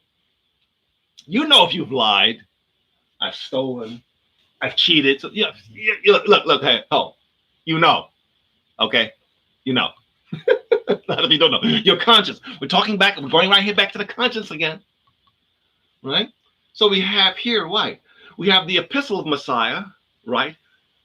And we know from, again, 1 Corinthians 1:24, Messiah, the power of Elohim, which is the wisdom of Elohim. And Elohim we covered before, the transposition of Elohim, right? Theos is ethos, ethics. So here we have the new covenant, right? Written here, not with ink, right? By the Spirit of the living Elohim, not on tablets of stone, not in ink or on stone. Ink and stone is external. You see here, this is ink, so to speak. This is ink. You see this. This is stone. My forehead. It can be hard like a rock, so on and so forth. But let's make believe this is a rock. You see this. This is external. correct? You see this, and you see this ink, and you see, like, if I had this rock, external to you. Ink is not part of you, and your body's not made of rock. It's extrinsic to you. Little $50 word there. Extrinsic to you, not part of you. But your heart is part of you. You cannot exist without it. And it says that that's where it's written, on the heart. Now, we just read before about the Gentiles in Romans chapter 2, that when they do by nature, they do by nature. This is the way that I am now. I don't behave in that way. And it's not some wrestling that I want to, but no. As you continue, your mind begins to change and begin what? A new spirit, a new mindset. I know I was going to go to Hebrews, but let's go to 2 Peter first before we go to Hebrews, okay? 2 Peter chapter 1, if you please. Look at verses 4 and 5. 2 Peter chapter 1, verses 4 and 5. How many times did I say right so far? Maybe about 3 or 4 times. Okay, 2 Peter chapter 1, if you please. Verses 4 and 5. Now let's go back a little bit. Let's go back to verse 1. Do it real quick. Okay. Simon Peter, bondservant and apostle of Messiah Yeshua, Jesus Christ, to those who have obtained like precious faith with us by the righteousness of Elohim, blah, blah, blah. Okay. Grace and peace be multiplied to you in knowledge of Elohim, God, and Jesus our Lord. Real quick here. Grace and peace, what? Grace is multiplied, what? And the word there, knowledge, is epignosis, accurate knowledge. So grace, and it says and peace, but we have here grace is multiplied in accurate knowledge. That's not a merited favor. Knowledge is here in this book here, and it doesn't just what? By osmosis, just transmit into your brain.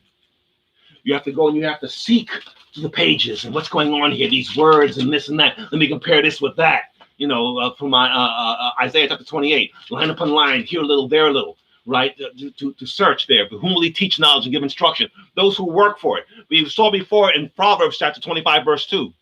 It is the glory of the Creator to conceal these things, right? To make people not accountable who shouldn't know too much. But we hear that's why he spoke in parables, say, for example, that they wouldn't understand. Okay, so you could be held accountable for it. You're accountable for what you know, by the way. Okay. But we have here, in regards to, it multiplies, grace multiplies by accurate knowledge. So you can, in a sense, control your own grace in regards to your knowledge by your Bible study. So it's on you. And again, don't just leave it to your minister, your pastor, your tradition, right? You seek it out for yourself. Continue. Let us continue in 2 Peter chapter 1, verse 3. As his divine power, what is it? Divine power. Okay, here. Has given us all things that pertain to life and godliness, eusebia, external behavior, through the knowledge of him who called us to glory and virtue. Glory? Isn't that the word doxa, which means thinking? We rejoice in the hope of the glory. Remember the cherubim of glory, Hebrews 9:5, right? Divine power, right? Call us to glory and virtue. The virtue, the virtues, humility, kindness, gentleness, long-suffering, patience. Those are what we call the heroic virtues. Those things that will make what society last for eternity. Now, continuing. By which have been given to us exceedingly great and precious promises, that through these you may be partakers of the divine nature, having escaped the world through lusts. What do we see here in 2 Peter chapter 1, verses 3 and 4? Divine power through godliness, through knowledge. Remember we saw back programs before in Isaiah 53:11? By his knowledge he shall justify many. Something that he knows that we need to know. We need to know. Take a look at, say, for example, Matthew 13 and Luke 10. But there were things that were not revealed to other people in prior ages. As a matter of fact, you take a look here. Let's go back to 1 Peter real quick. 1 Peter chapter 1 real quick. Starting in verse 10. Of which salvation, this is 1 Peter chapter 1, verse 10. Of this salvation, we're talking about salvation there, spiritual salvation. of this salvation, the prophets have inquired and searched carefully, who prophesied of the grace, grace that would come to you. Remember, the law was given through Moses, but grace and truth came by Yeshua Messiah, Jesus Christ, right? In John chapter 1. Now, the prophets who wrote these things down, they inquired and searched, who prophesied of the grace that would come to us. Searching what? Or what manner of time the Spirit of Messiah Christ, who was in them, the Spirit of Messiah Christ was in the prophets, was in them. That's how they were writing these things down, was indicating the testified beforehand of the sufferings of Christ Messiah and the glories that should follow. Verse 12. Now, these are the prophets. This is, the word of the Lord, whatever came to Ezekiel and Isaiah, these, right? Verse 12, look at it. To them it was revealed that not to themselves, but to us, they were ministering these things which now have been reported to you through those who have preached the gospel to you through the Holy Spirit sent from heaven, into which things the angels desire to look. Now, angels is used also of not only in regards to the guys with the wings and the halo, the angels, say for example, but also Malachim also refers to messengers as being human beings also. So we already saw here that they were verse 10, the prophets inquired and searched carefully of these things. What do these things mean, so on and so forth, right? So we saw here in verse 12 here, again, which angels, it could include them, and also the salvation in regards to also the heavenly angels also. We see here that, again, it wasn't the common thing in terms of understanding and knowing, but it's revealed through the scriptures of this salvation which we have here. We go back again to 2 Peter chapter 1, 2 Peter 1, 3 and 4, we see here that that the partakers of the divine nature which have escaped the world. But I remember we went back to Romans chapter 2, 14 and 15, Romans chapter 2, 14, 15, when the Gentiles, what they do by nature. We're talking about a change of nature, our nature, very nature itself, in regards to the conscience, in regards to the new covenant. We saw before that the tablets written on the tablets of the heart, tablets, plural, of the heart, 2 tablets of the heart, indicative of of the 2 tablets of the commandments. Regards to, if in regards to stealing, lying, committing adultery, yourself. You know yourself. Are you clean or are you not? That's what we're looking at. This is the new covenant. So with that in mind, as I said, let's go back to Hebrews chapter 9. Hebrews chapter 8. Sorry about that. Hebrews chapter 8. And we'll see here in Hebrews chapter 8.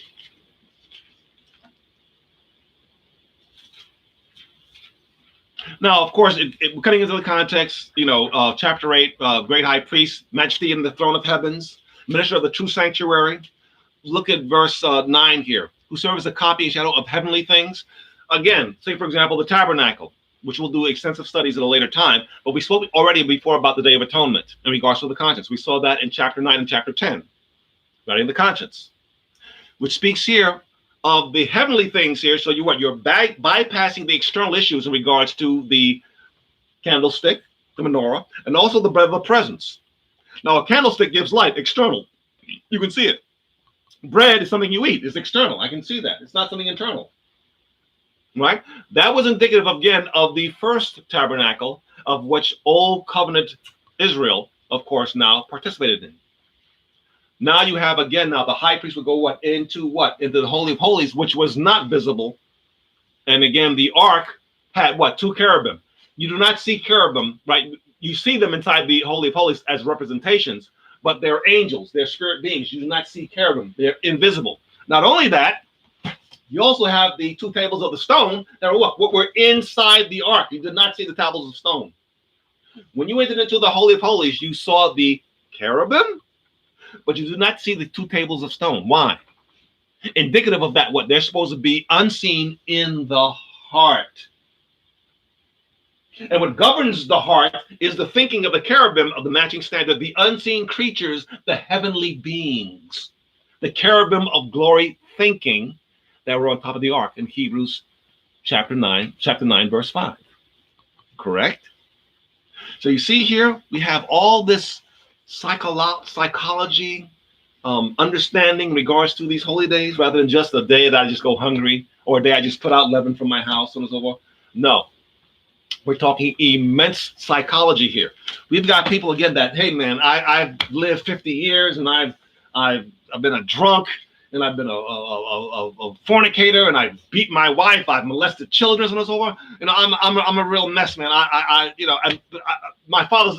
I understand. I've been called by my Creator. He's going to give you every single thing that you need to be successful and to change your nature. End of story. We just saw the scriptures, right? Matter of fact, you take a look at Romans 4:16. Therefore, it is of faith, grace, that it be by maybe by faith, that it be maybe by grace, that what? That it would be what? It would be promised. It would be sure to the seed. It would be sure, a sure thing, not a maybe. Take a look real quick at Romans chapter 4, verse 16. Romans 4:16 is a corollary chapter, corollary verse, whatever, in regards to Ephesians 2:8. By grace are you saved through faith. Right? It's an associative verse. Right? We see here in verse 16 of Romans chapter 4. Therefore, it is of faith, that it might be according to grace. Faith. So therefore, again, do you have an involvement in regards to your grace? Who has faith for you? You do. You decide your faith. You decide what you believe. You decide the level of acumen, the level of diligence, the level of responsibility that you're applying to yourself here.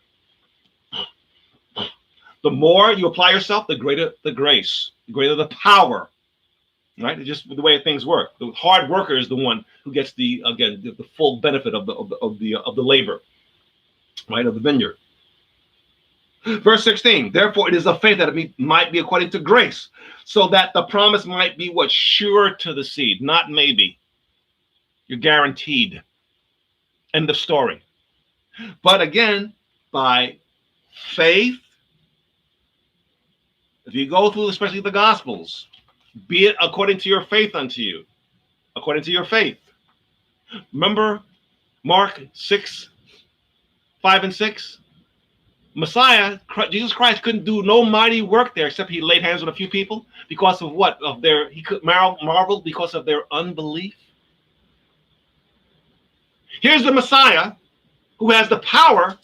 We know his healings. He raised the dead. Come on, give me a break. Withered hand, woman with the flow of blood. He was unable to do a mighty work because of the unbelief. What are you seeing from that? There's a responsibility that we have, that we must produce, not this something for nothing, unmerited favor nonsense, abomination that has permeated the ecclesias, the churches. You can't go anywhere without hearing it. Disgrace. We saw people go back to Jeremiah 23, verses 27 and 30. They cause my people to forget my name, my teaching. And 30, they steal my words, everyone from his neighbor. The words in regards to grace are right here. But what is grace? Oh, unmerited favor. What's the Sabbath about? Oh, it's a day of rest. Like nothing in the story. Just give it away. Common thing. Common spiel. That's a disgrace, by the way. The days, again, remember it says in scriptures that, the days for ignorance, Elohim, God, winked at. But now what does he do? He calls everyone to repentance. Metanoia, repentance, change of mind. We have the information here that we're supposed to be changing our mind. I didn't know that grace wasn't a merited favor. I have a responsibility. And Shabbat, I thought just chill out. But it means cease from sin? Well, that changes my whole outlook on things. Wait. Yeah, that's what should be happening with people. How could I have not seen this? What have I done? I taught my family this. And ministers, oh boy, oh man, come on. Hey guys, come on. Get it together here. Abomination. but you can correct it. We can change.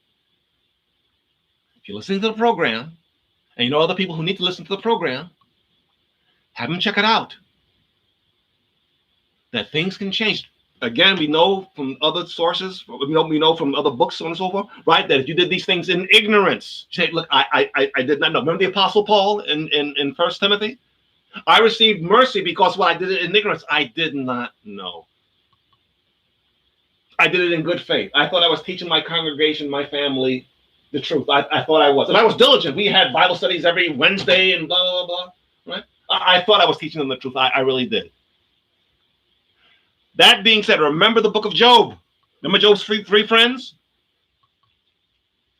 They were trying to help Job. They weren't his enemies. He says they were his 3 friends. Am I correct? They were doing in their conscience what they thought was best to help their friend. That's what they were doing. Is that good enough? The road to hell is paved with good intentions. Everyone ever heard that? Yeah. The road to hell is paved with good intentions. We go here to the last chapter here in verse 42 of the book of Job. Right? Now, we're not going to go through all 42 chapters of the book of Job to set the context. You already know the book of Job, right? Now, he says to Job, starting in verse 1, Job answered the Eternal and said, I know you can do everything and no purpose of yours can be thwarted. Right? And he says, I uttered things that were too wonderful for me, things I did not understand, I did not know.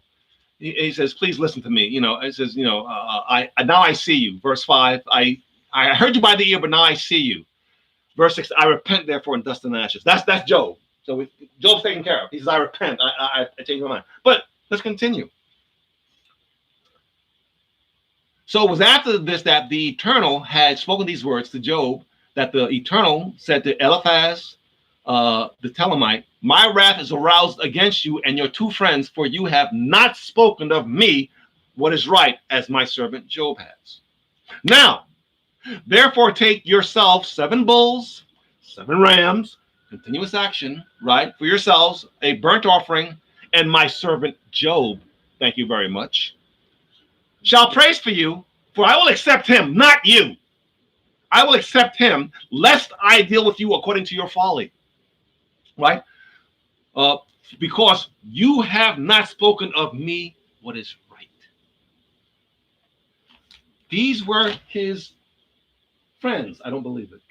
These were his friends. Okay, here we go. Robert, can I have a merited favor? Is that possible? Forget about that stuff I said about a merited favor. What?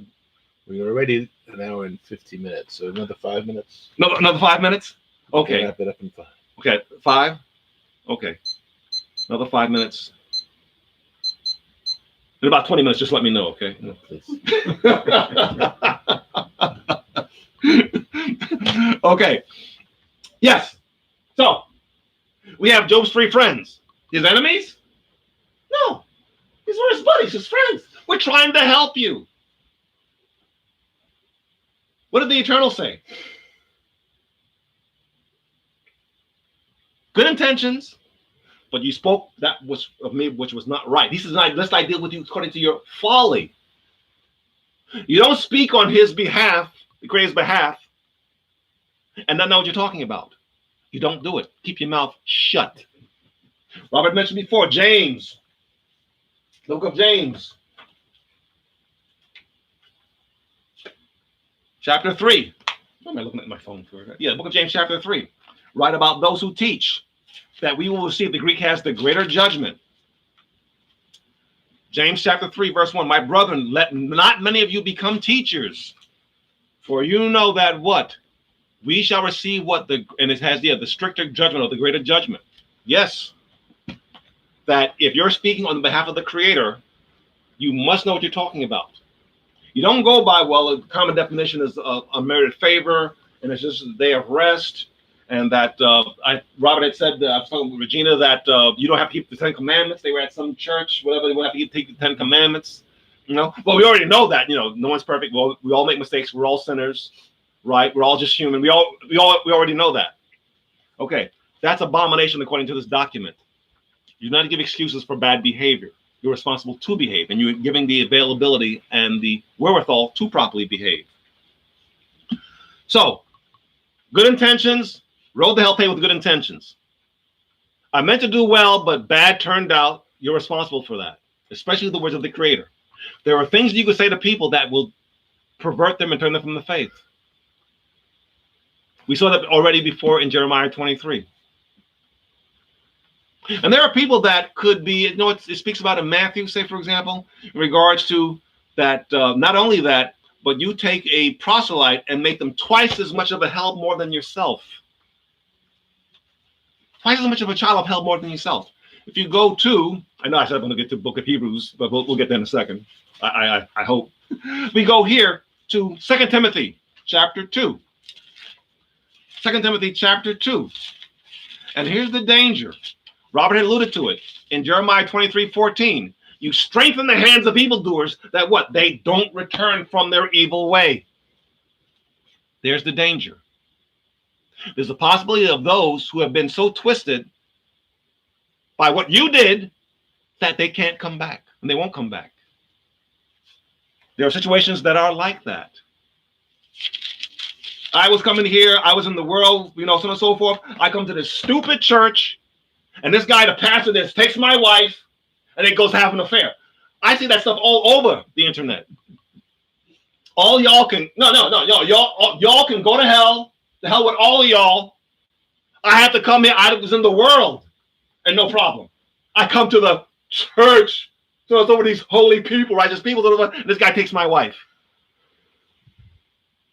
The hell with it, and the hell with him.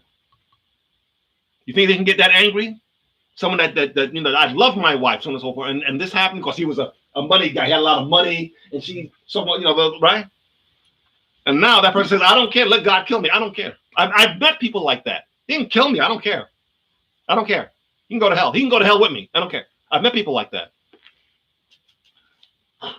I said here, yes, 2 Timothy chapter 2. This is an example here. And again, we're looking at these things here because of, brethren, the danger. You have to protect your mind.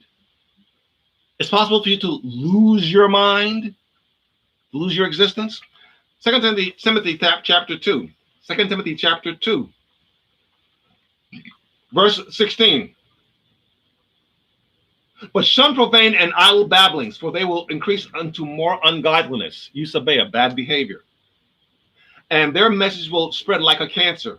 Hymenaeus and Philetus are of this sort, who have strayed concerning the truth, saying that the resurrection is already past, and they overthrow the faith of some. There are people who believe they were in the faith, and now they no longer believe. They no longer believe. Titus chapter 1, the next book over. Titus chapter 1.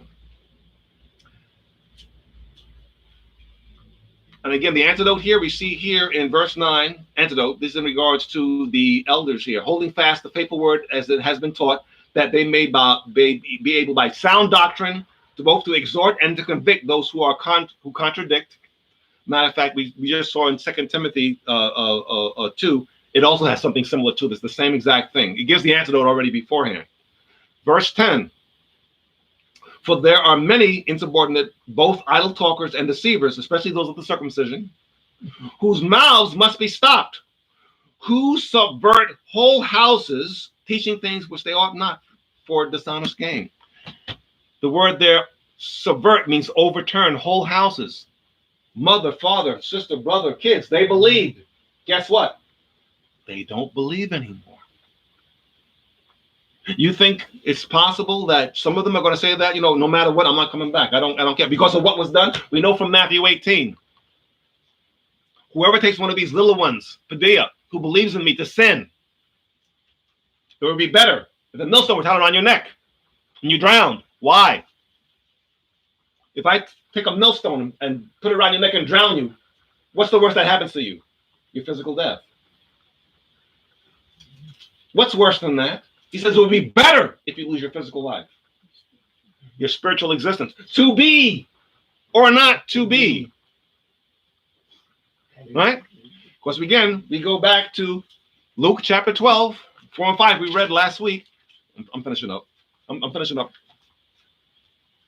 Who should you fear? We'll end on this one. All right. And that was before that was Matthew 18, verse 6, in regards to, right, whoever, one of these little ones who believes in me. Luke chapter 12, verses 4 and 5. And I say to you, this is Messiah speaking, Christ speaking here. And I say to you, my friends, do not be afraid of those who can kill the body, and after that, there's no more they can do. I can put that millstone on your neck and drown you. That's all I can do. The whole world, all they can do is put that rope around your neck, that rock, and drown you. You're dead. But I will tell you who you should fear. Fear him that after he has killed, has the power to cast you into hell. Just, yeah, I say fear him, yeah. You don't mess with someone who could tell you go to hell and can back it up. There's only one that can do that.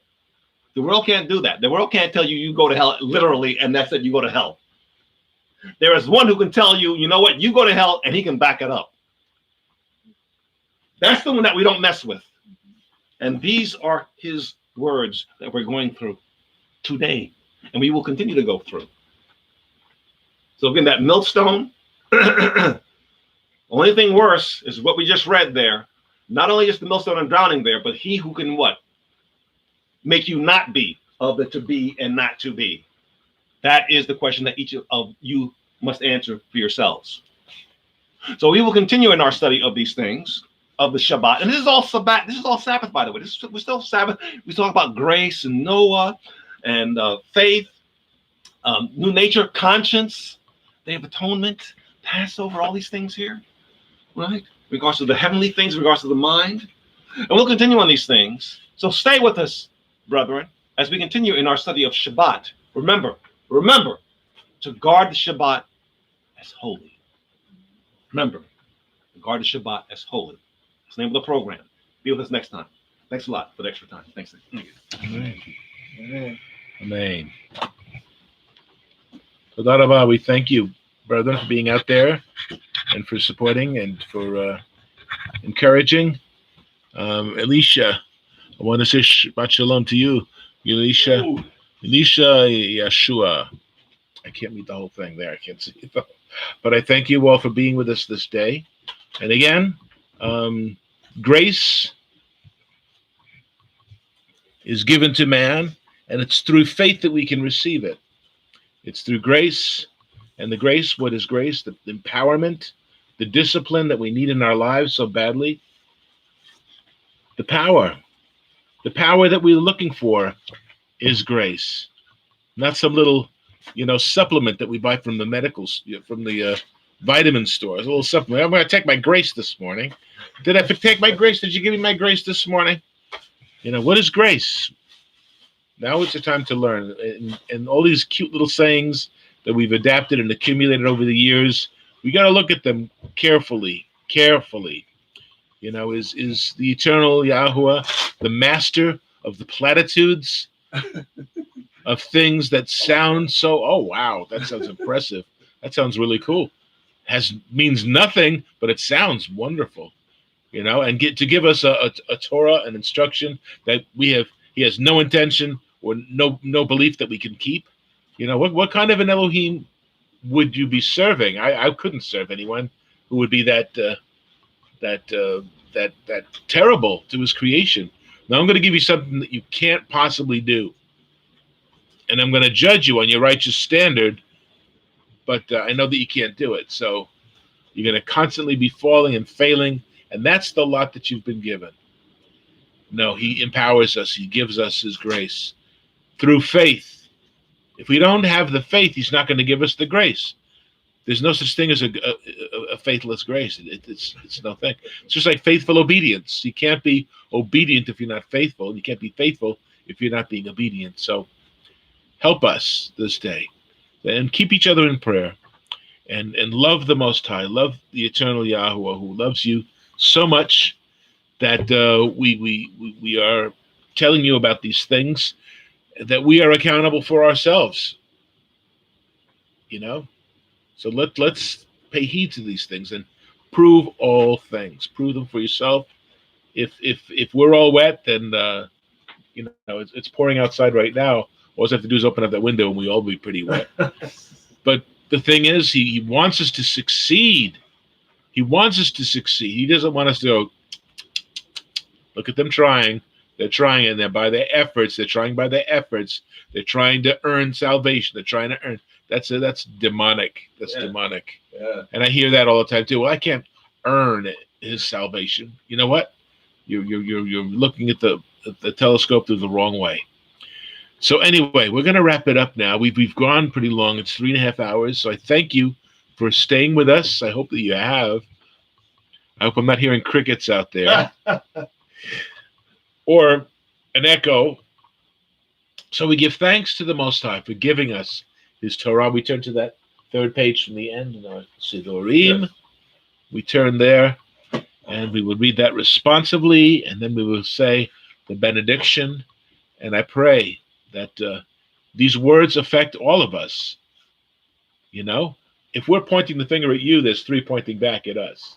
So we have to be on top of things because we're responsible for the things that we've taught and the things that we believe through faith. Through faith. What is faith? Okay, you figure that out and get back to us. The substance of things hoped for, evidence of things unseen. Wonderful. Amen. This is the Torah which Moshe placed before the children of Israel. It is in accord with the eternal Yahweh's command by the hand of Moshe. Together, a tree of life it is for those who take hold of it. Blessed are the ones who support it. Its ways are ways of pleasantness. All its paths are peace. Long life is in its right hand, and its left are riches and honor. The Eternal was pleased for the sake of his righteousness to render the Torah great and glorious. Amen. Is Torah, you ever think of great and glorious when you think of the law? You know, you've been trained through false teachings that the law is our enemy. When the ark rested, Moshe would say, "Return, O eternal Yah, to the myriads of Israel's family. Arise, O Yahuwah, to your resting place, you and your mighty ark. Clothe your priests with righteousness, and may those who have experienced your faithful love shout for joy." Amen. Amen. For the sake of your servant David, don't delay the return of your Mashiach. I give you good instruction. Do not forsake my Torah. Amen. Amen. A cause for celebration, a cause for praise, a cause for singing unto the Most High, who deserves it, who's given us eternity. He's planted eternity in our minds. He's given us the whole concept of the next phase of our reality. He's caused us to think about these things. Amen. Thank you, Father.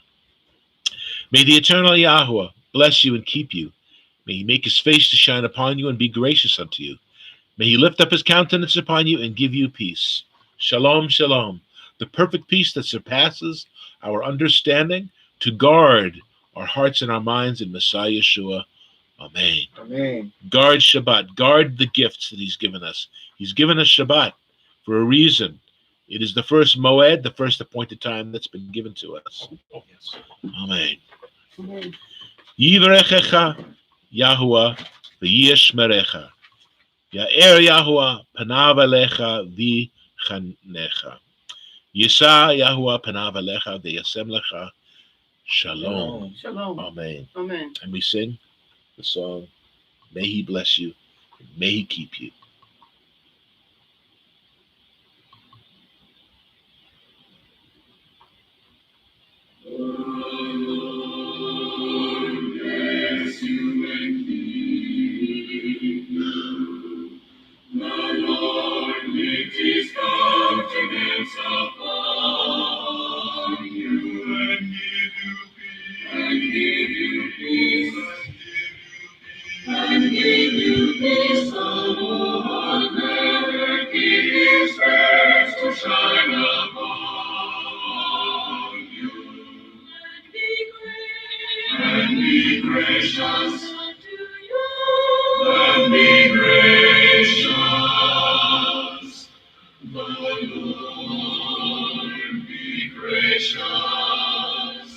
Gracious,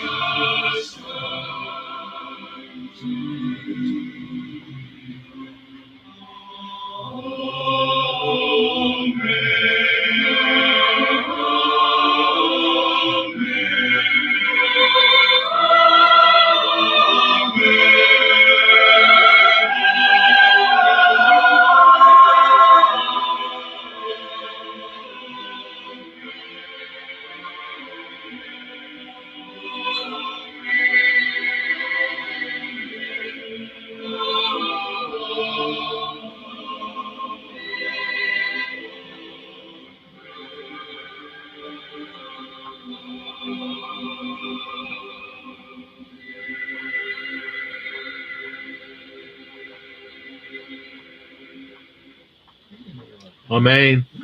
And amen. Be blessed. Be encouraged.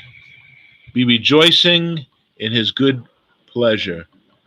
Amen. Amen. Shabbat shalom, everyone. Until next Shabbat, be with us in spirit and encourage each other and look back and review, if you can, the various things that we've said over the weeks, and tell people about us if you could. And again, subscribe. And we thank you for your faithfulness. We see that we've been attracting numbers of people, and I thank you for your faithfulness. And again, shalom, shalom. Bye-bye for now. Shabbat shalom. Shalom.